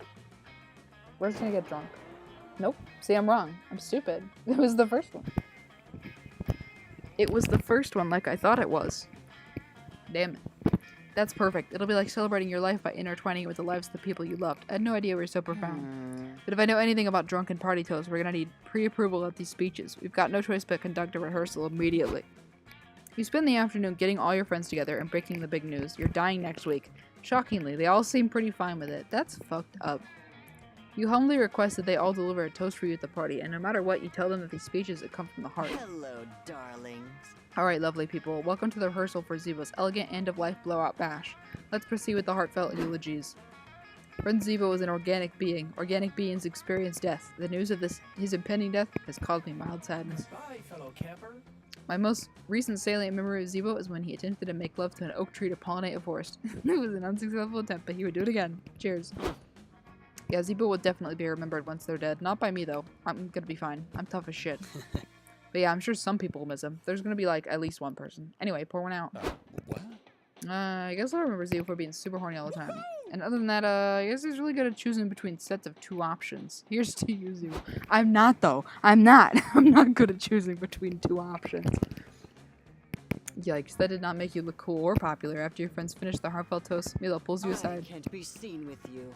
Tough love time, babe. The toasts were awful, and the party's gonna be absolute train wreck. I simply can't be associated with it brand-wise. You understand. I'm gonna call in a few favors and reschedule your death. It'll be completely annoying, but it's better than risking being seen with you. Jesus.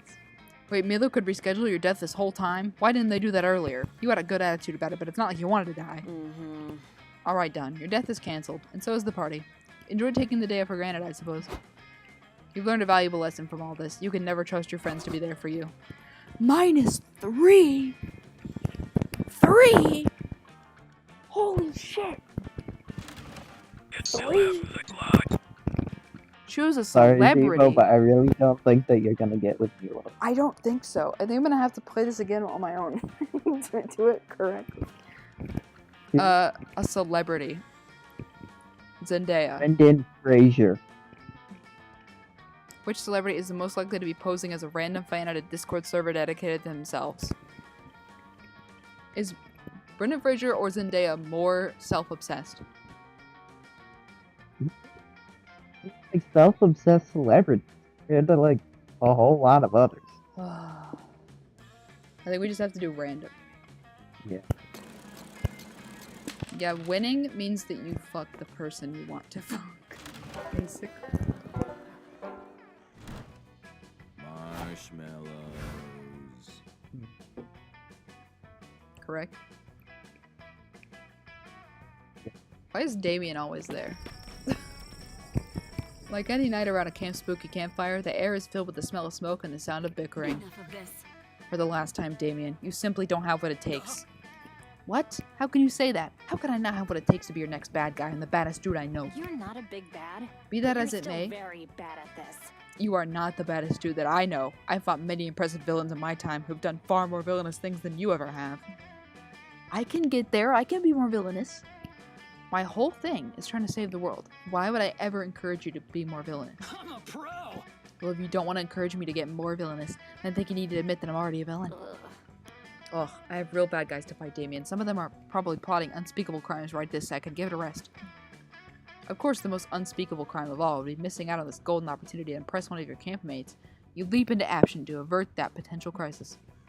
There's no villain more dangerous than Damien is to his own well-being. Be the hero, Joy, and stop him from causing himself so much harm. Or, it doesn't matter how villainous Damien is or isn't, because he doesn't fit the most important description for a coven villain, wanting to fuck Joy. I think the top one. Damn it. What? This sounds like one of Eli's semantic loopholes, designed to curry flavor with their crush. Curry favor. Curry flavor? But I'm willing to hear you out. So Damien, what have you been doing to make you a danger to yourself? Oh boy, let me tell you, I arm wrestled a crocodile for a piece of gum, but it was my arm versus the crocodile's mouth. I used a beehive as a punching bag and wore a bear trap as a bracelet, and for breakfast, I had hot sauce, and nothing but hot sauce, and also the hot sauce bottle. And I went sledding down a mountain at a 90-degree angle, straight down, and the sled was my own ass sitting on nothing but the ice. And then I did laundry without fabric softener. Okay, stop. Are these really all things you've done in your lifetime? That's Damien's Lifetime, style, baby. Joy. These are things I've done in the past 48 hours. Okay, I may be able to work with that. I think it's pretty clear the first precaution we need to take. Huh? Epic laser sword showdown at the edge of a cliff? No. The first thing I'm gonna do is wrap you in bubble wrap. Rad. Yes! Our first real villain fight. Joy wraps Damien tightly in bubble wrap as he celebrates his defeat, and this is good for you for 3 reasons. 1, Damien is thrilled, so mission accomplished. 2, Damien is now at least 26.4% safer from his own shenanigans.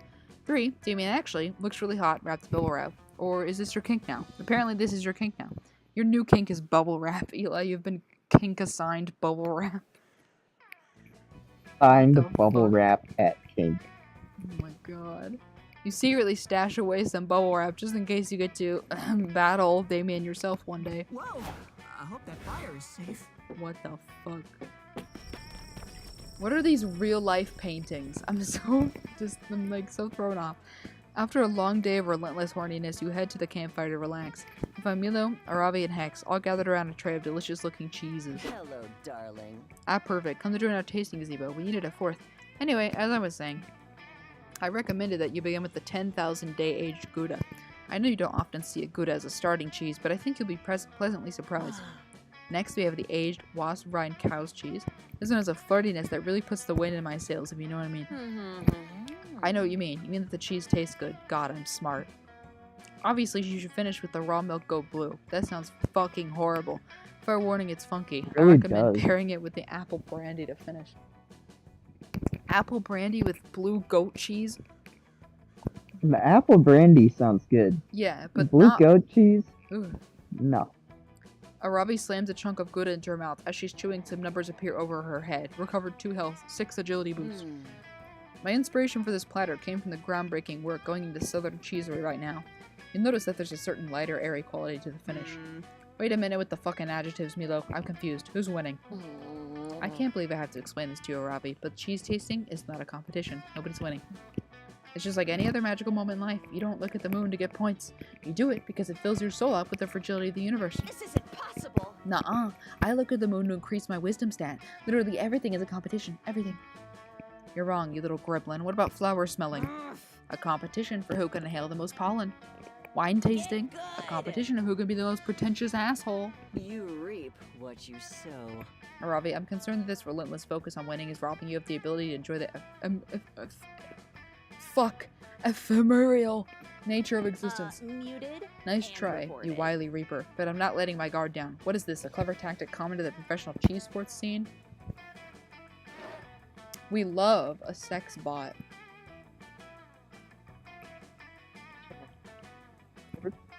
What the fuck? Please, you guys, I just want to eat the cheese. You do too, but not as badly as you want to impress one of your 2 embattled friends. Quick, choose a side. Cheese tasting isn't a competitive game. It's a cooperative one. It's all about us versus the cheese. And we win by having a great time together. Yeah. You tell Aravi that cheese tasting is a co-op game, and the cheese is your team's opponent.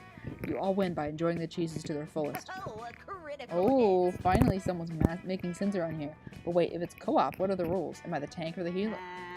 How are points awarded? Who's judging this thing? How much XP do I get for winning? Is it shared XP across the team or proportional to damage inflicted to the cheese per player? Bruh.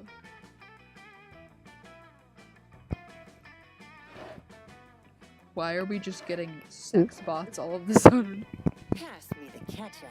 Yeah, and I'm the healer, which means you get maximum points by giving me your bites of cheese.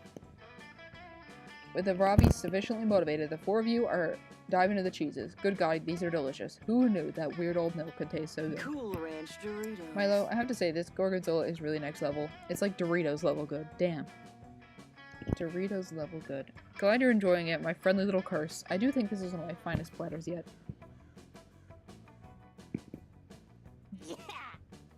Yeah, I'm so into this cheese, I'm loving the shit out of it. Hashtag winning.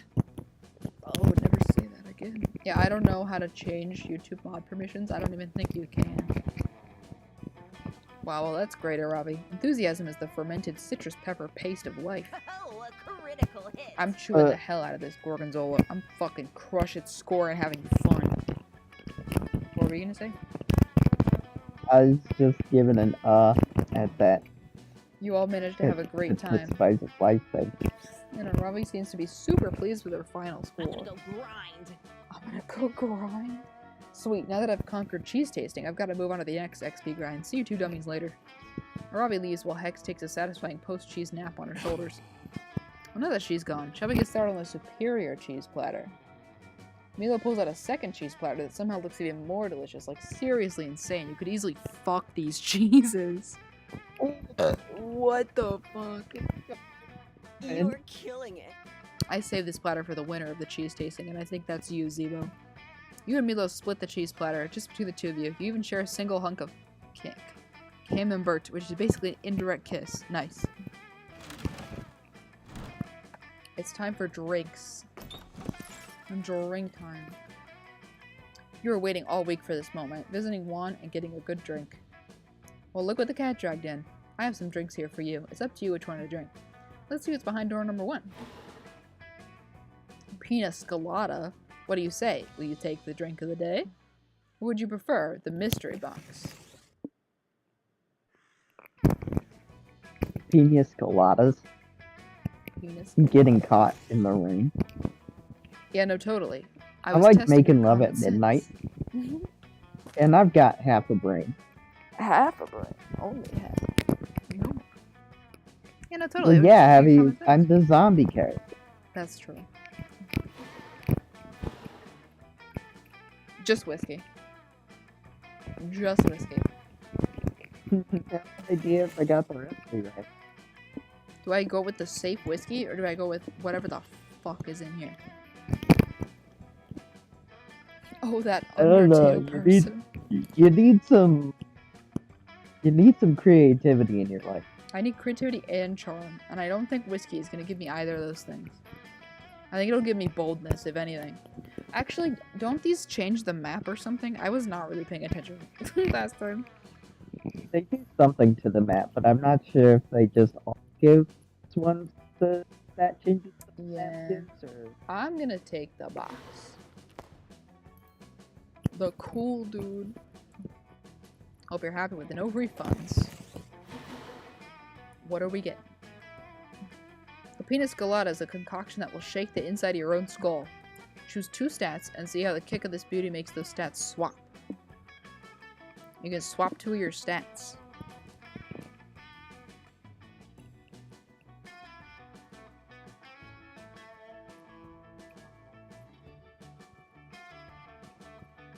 Charm in my fun. Okay, that's the last 2. I like straws.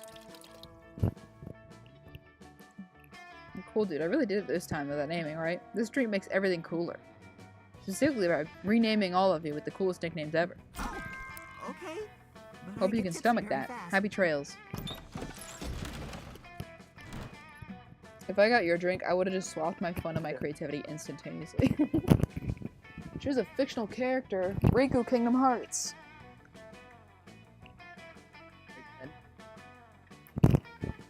What'd you say?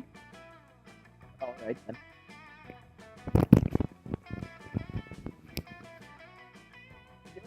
You're a shaman king.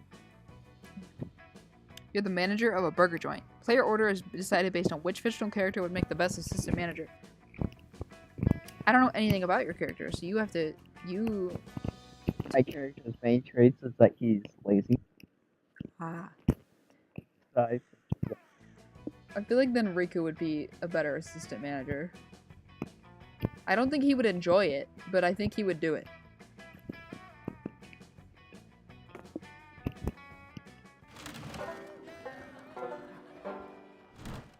I'm just thinking of the Kingdom Hearts 4 Sora working at a cafe, Starbucks. Shit.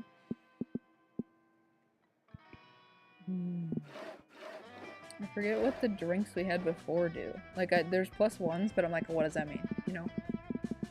Yeah. I don't remember. It doesn't say it anywhere. I'm like, well...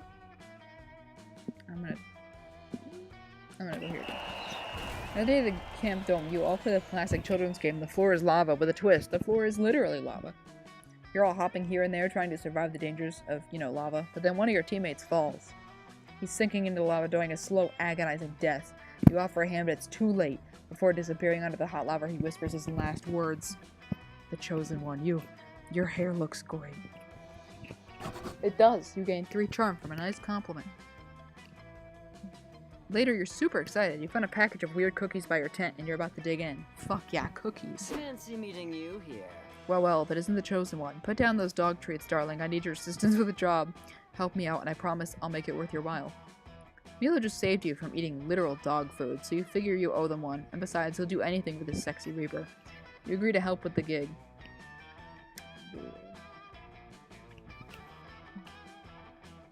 Milo leads you to a corpse, with a soul floating over it. Wow, I guess souls are just like glowing balls that float, and people can just see them. Good to know. Hello, hello. Oh, aren't you an adorable little soul? Hello, dear. My name is Milo. I'm Death, obviously. The soul responds, Hail and well met. I'm the master of peasant torture for my divine sovereign, the Mer King. if memory serves, the Mer King chopped off my head.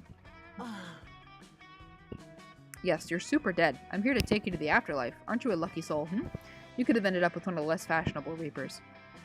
I suppose. I just never thought that my life would be cut short so soon, and the circumstances of my death so tragic, so murderous, so headless. I shall tell you both a tale. One night the Mer King suffered a strange, violent attack upon his life. He thought the attack was a coup orchestrated by his small council. A coup, the Mer King. This is all sounding strangely familiar. Keep going, darling. I'm officially curious. Now my chat's just broken and doesn't display anything. And thus the Mer King killed us all in a blind rage, but I saw the attack with my own eyes. 'Twas no coup. Rather, it was an attack committed by a strange, hot ghost and some kind of hairy dog man. The ghost and the dog snuck into the Mer King's chamber and glued a single golden coin to his floor. The Mer King bent down to pick up the coin, but he couldn't grasp it.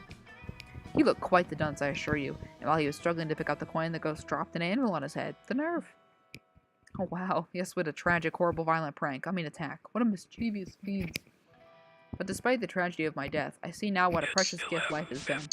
I only wish that I had lived it more fully, more boisterously. Life is a gift. So true. Babe, I love your attitude. It's so rare to meet a soul that appreciates life. After all, life is like a river, and we're all just paper lanterns floating along it. Truly! Look, I even made a bucket list containing the 246 things I wanted to do before I died. What a tragedy that I did not complete even a single item from this list. Oh, darling, really? Not even a single item? I really shouldn't do this, but I'm such a natural empath, I can't resist. I'm gonna bend the rules just this once. Before I take you to the afterlife, you can pick one item off your list, and the chosen one and I will help you complete it.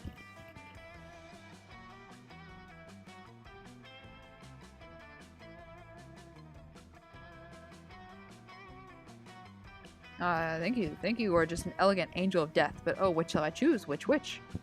You take a look at the bucket list and you see it. The perfect bucket list item to finish off this creeping gig and impress Milo while you're at it, suggested, baby. I'm wrong every single time. Gotta go meta here. Choose bucket list item 122, cross something off my bucket list. There's only one thing on this list worth doing. Pick bucket list number 46, become immortal. Neither of them seem like very good options. They don't. Which is my struggle. Neither of them seem creative. They both seem like a cop-out. My laptop was on 100% like 20 minutes ago, and now it's at 30. OBS really... Plug that in. No, I'm gonna wait. Now it's at 27. Plug you. What the fuck? See? Jesus. Gonna die. OBS is just eats my battery. Oh. Ha, you want to become immortal, huh? That's refreshingly bold. Technically, it's against the rules for me to give you eternal life, but I could just say that I lost your soul on my way to the afterlife. That happens sometimes, you know? You can't be serious. Certainly such an error will not go unnoticed. You can get in trouble. You kind Reaper, this is much too great of a favor. Blame you. The lag was a little too late, Chugga. Oh, darling, you're sweet, but I assure you that I'll be entirely fine. I'm the best Reaper in the business. The head office can't get enough of me. Life. It's so beautiful. It's just like I always say, rules are worthless if you don't break them occasionally, and you do seem to be very in love with life. It's a soft spot of mine. That being said, I do have some itsy-bitsy conditions to your new immortality. Of course, anything. Name your price. I will allow your soul to wander the earth until you've completed your bucket list, but each time you complete an item off the list, you must swear to come find me and the chosen one to celebrate. Tell us a story and we'll toast to your life well lived. Yes, I promise. I will not rest until each of them on this bucket list is checked off. Until I've lived life to the fullest. Thank you, lovely Reaper. Thank you. Yes, dear, yes. Our little pact is an ode to life, okay? Milo and the soul shake hands, officially forming their pact. You whip out a bottle of Cabernet Sauvignon you had in your backpack, and the three of you drink to your toast. To life itself, the soul shouts joyfully. The soul takes off and leaves you and Milo standing there like two proud parents watching their kid go off to college. Don't forget to like and subscribe. Ah, that was beautiful. Come on, the chosen one. My gig is officially cancelled, so I've got time. Let's go watch the sunset and finish this bottle of wine together, okay? You have an amazing evening with Milo, drinking and laughing and celebrating. Milo drunkenly admits you two have potentially compatible aesthetics. Pop. Over the next century, Milo and the soul would meet back many times to touch each item completed off the bucket list. They became good friends, united by death, but also by life. One evening far in the future, the soul would find Milo to celebrate the completion of the last task. Bucket list item 246, eat a huge meal at Guy Fieri's barbecue joint. Milo, my old friend, the soul said, you're giving me a gift that I can never repay. Let's drink until dawn and then I'll be ready to depart. After a morning of toasting together, Mila would gently escort the soul to a quiet, restful afterlife. The kind of peaceful rest given only to those who have truly lived. To be fair, you die way before any of that happens. But Guy Fieri doesn't somehow. That's where the friendship between the three of you gets to return. Let's go take a nap. Mentality of divers, drive-ins, and dives. Your nickname was Unproblematic Fave. Where are you going? See. Take me to the woods. The woods! The woods. That day, you go to the woods, searching for edible roots to make a wilderness tea. You find lots of roots. Beetroot, ginger root, the square root of pie, the root of all evil. You brew it all together, and it's the most delicious tea you've ever had. So it's so rooted with knowledge that you gain 3 smarts. You're enjoying a romantic afternoon picnic with Joy. You made sure that everything here was vegan, including the picnic basket and the blanket. Impressive. Gotta say, Unproblematic Fave, this is pretty impressive. I didn't know you could leave a blanket out of tofu fibers, but wait, fuck, did it just start raining? Sudden, inexplicable rain. Impossible. Al Roker promised that it would be sunny today, but despite Al's prediction, a menacing storm rolls in. And a bolt of lightning strikes 2 feet in front of you. It's pretty scary, but the sexy, villainous, magical warlockess that steps out of the lightning is even scarier. Why does she look like a Steven Universe character a little bit? Yeah, no clue. Joy, my old flame, my most powerful nemesis, just seeing you fills me with lust and with blinding rage. How many X's she got? My goddess. Oh, goddess. I'm probably like a fave. This is Salome. My ex-girlfriend. Salome, what are you doing here? We broke up ages ago, and I already defeated you in the season 5 finale. Ha, that's all lube under the bridge. Ew. I was stalking your bikini pics on Insta yesterday, and I saw a post on Axarax's feed. You were hanging out with that bug-faced buffoon.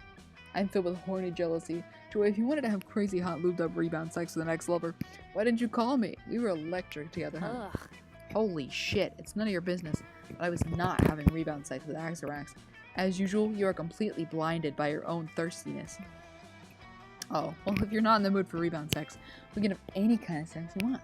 Makeup sex, hate sex, break from doing your taxes sex, anything you want, as long as it's sex. Enough of this. Listen, Salome, I'll admit that we had pretty insane sexual chemistry, but I called that off for a reason. It always gets way too messy, too fast, and also you're evil.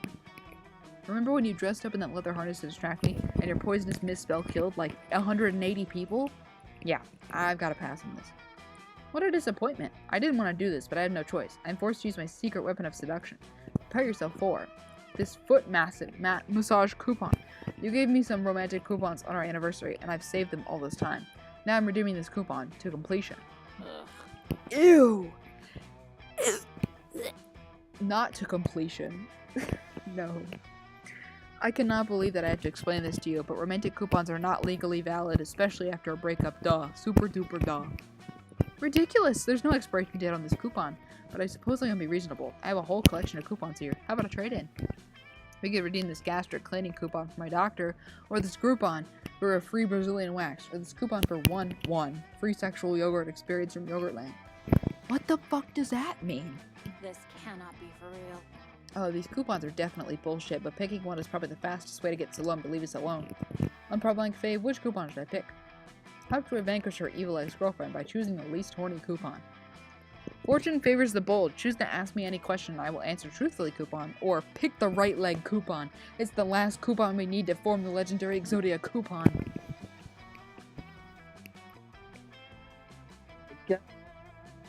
I go.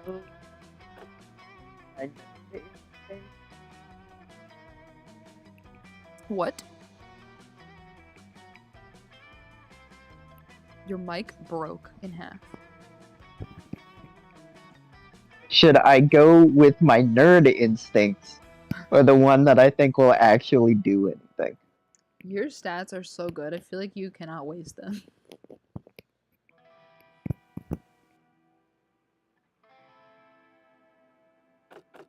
Go with the top one. Okay. I'm sorry, Exodia coupon.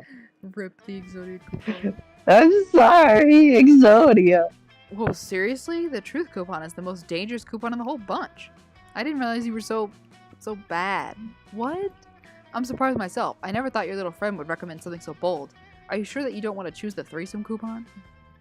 No, I chose Simple Bank Fave. I'll let you redeem the Ask Me Any Question. I'll answer truthfully coupon. Do your worst, Salome. Oh, this is just too delicious. Joy, do you really swear that you'll answer my question truthfully? I'll get blue walls if you lie to me. Ew! Yes, I will answer your question truthfully. It's a witch's promise. No. Not blue walls. No. Yes. No. The possibilities here are endless. Nothing is more essential than an ex-lover admitting there's still burning lust. Perhaps I can ask which position, or no, which body part, but then I can inquire about the flavor of my, or perhaps Axoraxis proboscis, or the Kylo Ren roleplay. I've got it. Joy, tell me this. Have you ever had another level equal to my sexual prowess? Please answer in the form of a full-length, descriptive essay. Ha ha ha, oh goddess above, gotta say, Unprobank Fave, you're a fucking genius. Salome, I'm not comfortable answering that question. You'll just have to keep wondering. No, you gave me a witch's promise, you beautiful lying slut. Read the coupon. Rude, and also I'm not a liar. You already asked me your question, remember? You asked, Joy, do you really swear that you'll answer my question truthfully? And I answered. No fucking semantics. I've been trapped into wasting my most powerful coupon. Damn it all to protest in hell. Mark my words, Joy. Someday I shall seduce you. An unproblematic Fave, you've made a very horny, very powerful enemy today. Salome disappears into another lightning strike, and the rain clears up. Impressive. Thanks for helping me. I'm just gonna start saying our names again. This is too much. Thanks for helping me, Eli. That was some impressive villain vanquishing. Yeah. Should we get back to our romantic picnic now? Yes, you made Joy super happy. You also gained 3 smarts from an unrelated shenanigan that happens after your picnic. Nice. Everybody choose an object. Exodia! The 5 pieces of Exodia! Oh. Whiskey glass. Describe how you would kill someone with your chosen object, based on which explanation is most plausible. You chose a... Just like in the Yu-Gi-Oh manga, I will summon Exodia and it will blast the mind of my enemy to kingdom come.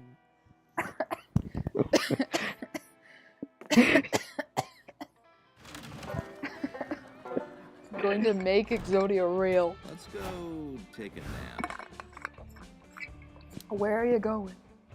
Why did you give me that one?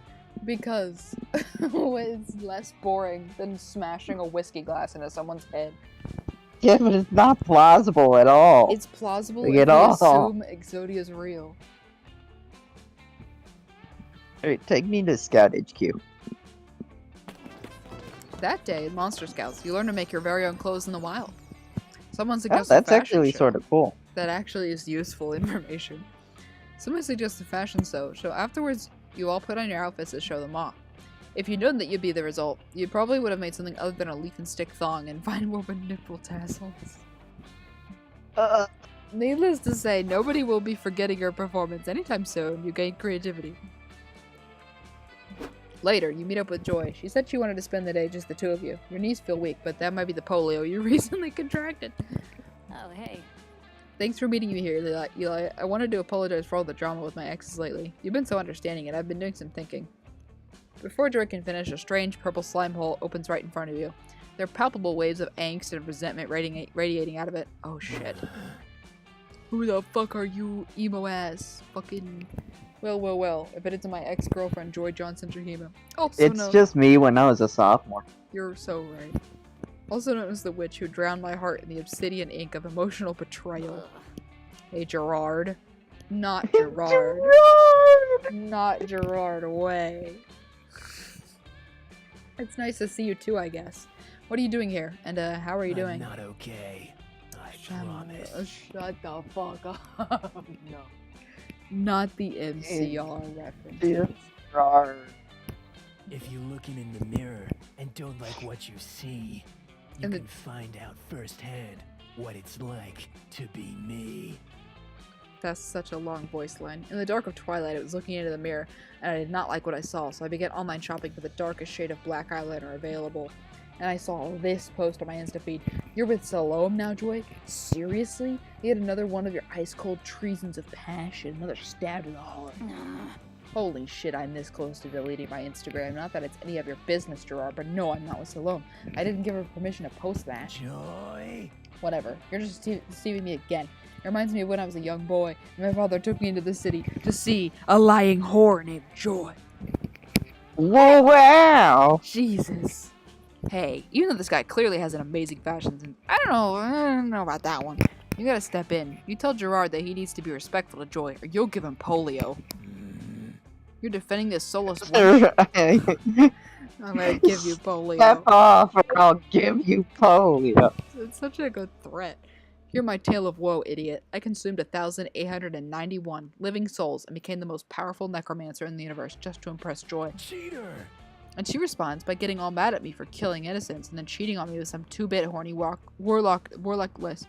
Joy is a cheater. Gerard, listen to me. I get why you're mad. I've said it before and I'll say it again. I was wrong to cheat on you when we were dating, and I'm sorry. But we dated a long time ago. It's been years since we broke up and the Coven defeated you. I think it's unhealthy that you're still completely fixated on this. Suited for TV. And also, I'd appreciate it if you could stop commenting cheating hoe with a rotting black heart on everything I post. It's 11:30. Perhaps you're right. I haven't feasted on an innocent soul in many fortnights. It's not like me. I'm losing interest in my hobbies. You are the architect of my pain.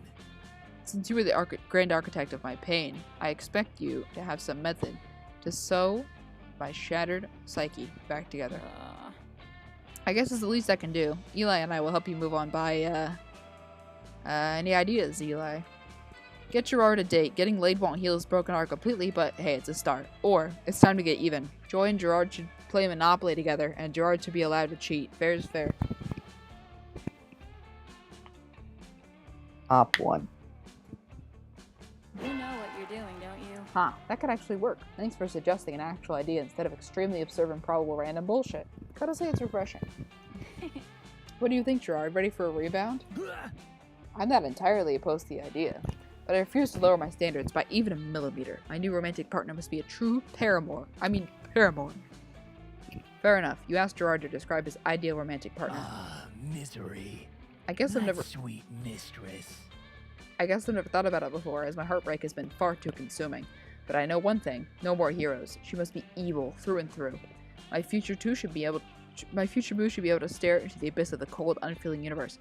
She knows death. She knows war. She's immortal beyond the human realm. Also, I know it's somewhat kinky, but I would like to be able to suck her soul a little bit without causing it to collapse. Oh, this is hopeless. Such a goddess does not exist. Ooh, baby, you know the perfect match for Gerard. You whip out your phone and set him up with Phaedral, an ancient heathen deity of destruction. I don't love you like I loved you yesterday. Hot damn, this Phaedral demon looks both evil and enticing. I'm off to my date. Enjoy. Don't cry. I don't love you like I loved you yesterday. It's better this way. Impressive. Wow, that was the happiest I've seen Gerard in. Well, actually, that's the happiest I've ever seen him. I really hope he can move on. He's definitely evil, but deep down I think there's some good side inside of him. I've dated a lot of villains, and lately it's been really nice to have an ally of justice and truth by my side. We make a pretty good team, huh? Not half bad. Listen, Eli, do me a favor. Close your eyes. Oh my god, you have no idea what's about to happen, but your crush from Joy has never been this intense. Close your eyes. Your body's awash with a warm, comfortable, pleasant sensation. Joy casts a spell on you. It's cured your polio, got you 3 creativity, and it was hot as fuck. Congrats, babe. I hope I choose correctly. Nice. Nice. No more polio for you. No more polio in my leg. What are these illustrations? Where did they come from, and who bought the rights to them? I know that some of these illustrations are famous paintings, Yeah. so they're within free use. Yeah. But some of them I don't know what the fuck is going on about. I'm wondering, like, if they just didn't have time to draw all the art or something? Like, what happened? Maybe. You decide to get your tarot cards read while you're in the haunted manor. The wicked old lady who offers you the service said it'd be fun. The first card she flips over shows a photorealistic drawing of you flying on a hang glider directly into power lines. What the fuck? Is that good? You ask the psychic. She wordlessly puts her cards away and vanishes in the darkness. It's probably fine. You gain 3 boldness and a fun new phobia. I'm just so bold and fun, and I don't need to be those things. I need to be creative and charming. Did you look up what you have to be for this guy? No, when I looked him up earlier, I was looking at the picture because I was trying to remember if they only use they them or if they use multiple. That's what I was looking up, and it said them, and I saw it. I was like, oh, okay. That's all I know about any of the characters. Because Rambo played it, and I was like, I'm gonna buy it, so I'm not gonna watch him play it. Except for the clips on Twitter of him freaking out. Shortly after, you're helping Joy and Milo exorcise an evil spirit from the haunted The manor. world is at risk again. Okay, Milo, Zebo, I need your help making sure this binding circle doesn't break. Otherwise, this spirit could escape and terrorize humanity forever. Yes, of course, darling. We'd never let that happen. If the haunted manor becomes possessed by a malevolent spirit, horrible things would happen. Hashtag blessed. For example, I can't post that lovely selfie I took by the entrance with the caption #blessed. It would be in such poor taste. It's nice to have such selfless friends. However, just as Joy is starting to say that dread summoning chant, you're interrupted by a ringing doorbell. For Milo and Joy. Stop, I've got a large pepperoni pizza for you 3, or you 4, I guess. You 3.5. What's with the dude in the middle of the pentagram? Pizza. A pizza? I never ordered a pizza. I hate delivery food with a passion. That's not vegan friendly. Yeah, it's definitely not for me either. Vegans don't eat pepperoni pizza. And we're also in the middle of something very important, and if you ruin my concentration, you... Oh. No, dudes, I'm sure there's pizzas for you. I've got the address right here, clear as day. Mysterious, dilapidated, haunted manor in the heart of the woods. How on earth did you find this place with such vague instructions? Where's my tip? I searched far and wide, because I am motivated by one thing and one thing only, tip money, which I'll be needing you to give me before I can leave. But it's not our pizza. Begone, darling, before I leave an incredibly scathing Yelp review. No can do. Can't go back to work without money for the pizza. You're stuck with me until one of your ponies up. Oh, fuck. No wonder your friends accuse you of being annoying when you refuse to leave them alone. This sucks. This girl won't leave anytime soon, and her presence is fucking with Joy's concentration on the exorcism. How can you convince her this is definitely not your pizza? Check the pizza's Facebook profile. The true owner of the pizza will surely be one of its contacts there. The pizza doesn't belong to us. It belongs to the earth. It came from the earth. It should go back to it. Why do these options suck? They both suck.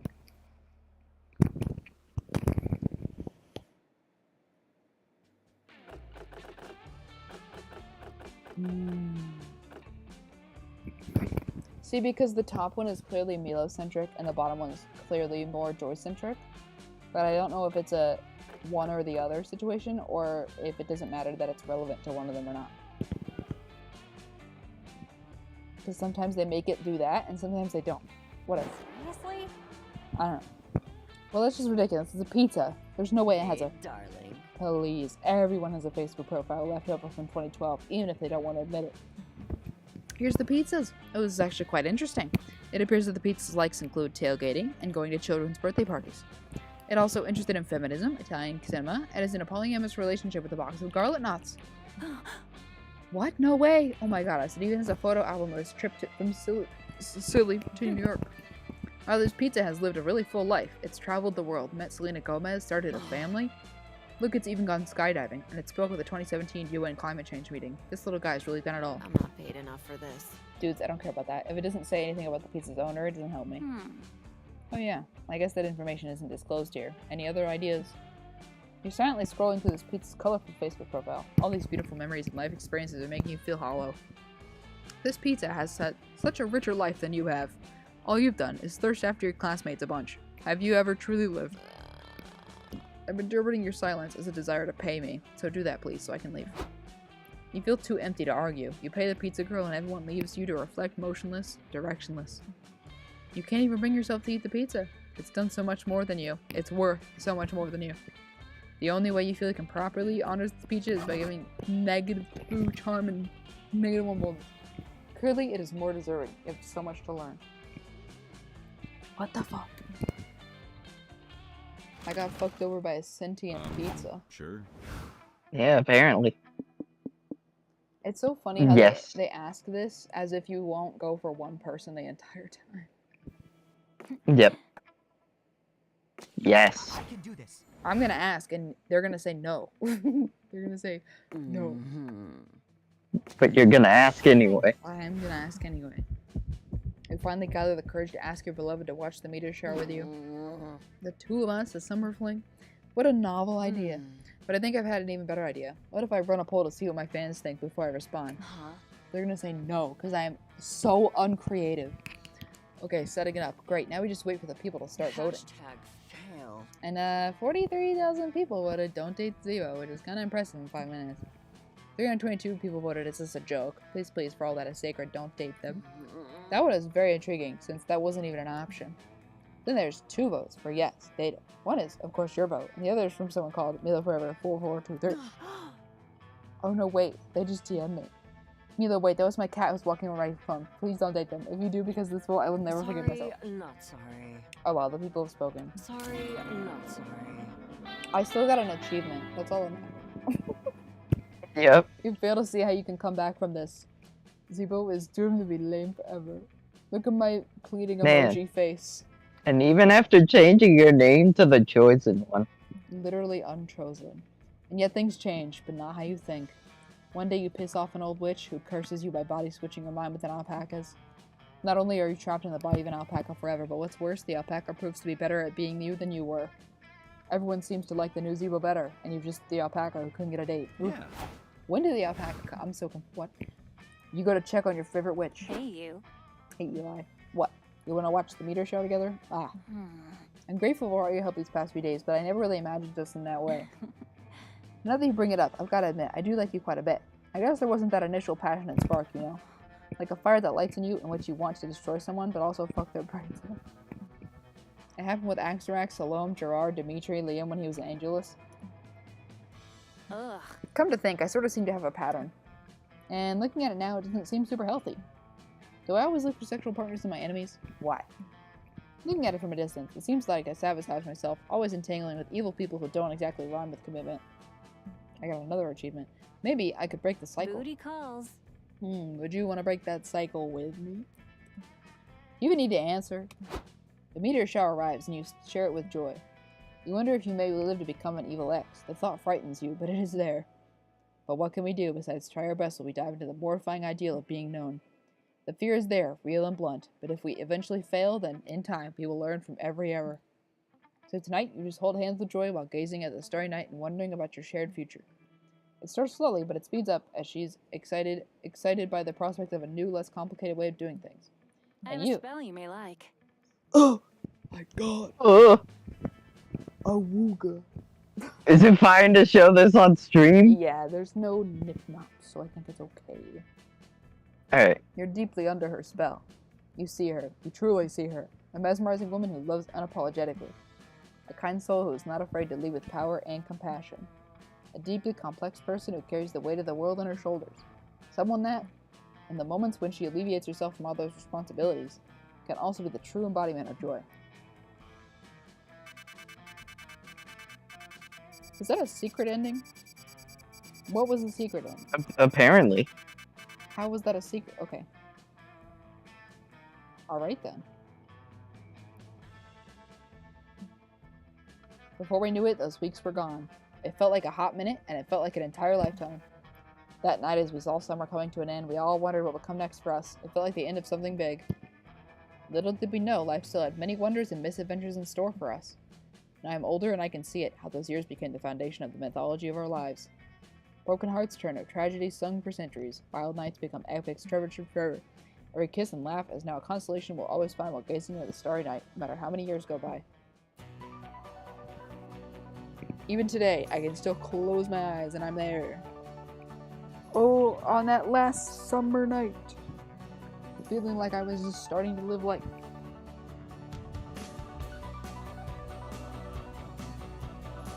What is a cool ramble?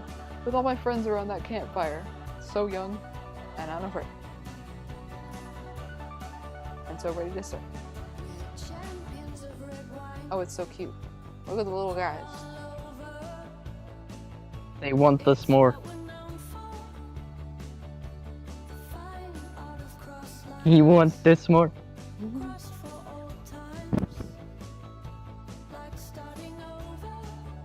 It's Polygeist.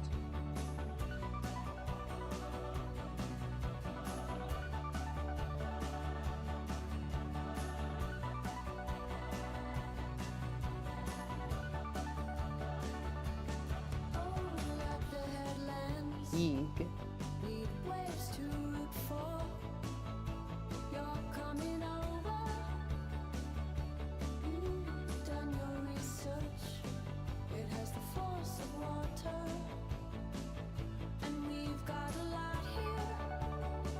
Ross was Gerard.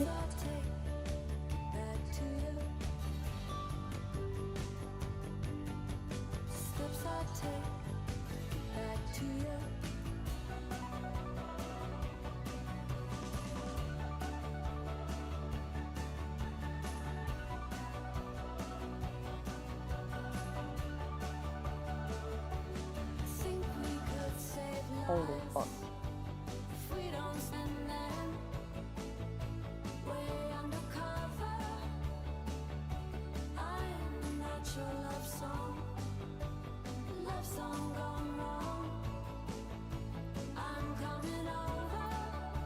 The slowest knife sharpen.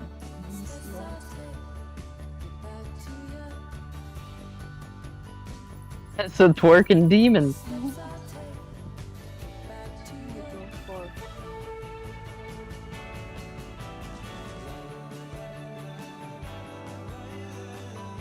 That's so cute.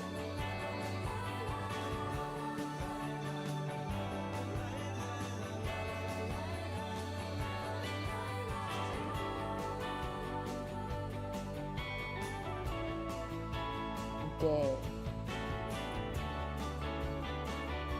It's 11:45. Oaten drink a glass of bees.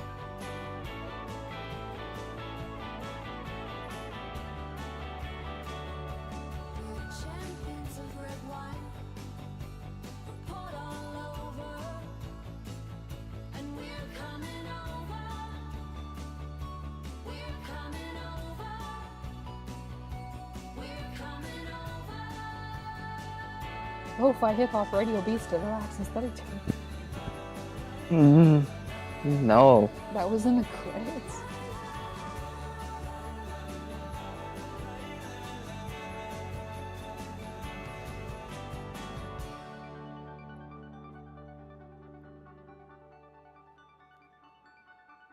Oh, that was good. The credits animation was so good. That's so cute. Coffee beats to relax and study too. What is that? Well, that was certainly a game. Sorry about the intrusion at the end. It definitely was a The only problem is with your volume. Because Z is so quiet that I have to turn my volume up with headphones. That everyone else blasts my ears out. Well, I'm glad I kind of showed up at the end then. Turn the summer camp into a cat celebration. What the hell? Concept art. Who doesn't love concept art? That was a game. Now I'm gonna spend And I the won. next week like going into every route and getting every ending. Like an insane person. I now need to get games and do that myself. I should have just bought the bundle because they had like a $26 bundle with second term in this game in it, and I was like, I don't need second term, but now I want to play second term. Damn it! I already bought this one by itself for $12. I'm gonna end the stream. Goodbye, stream. Goodbye, the 2 people. Holy shit! It's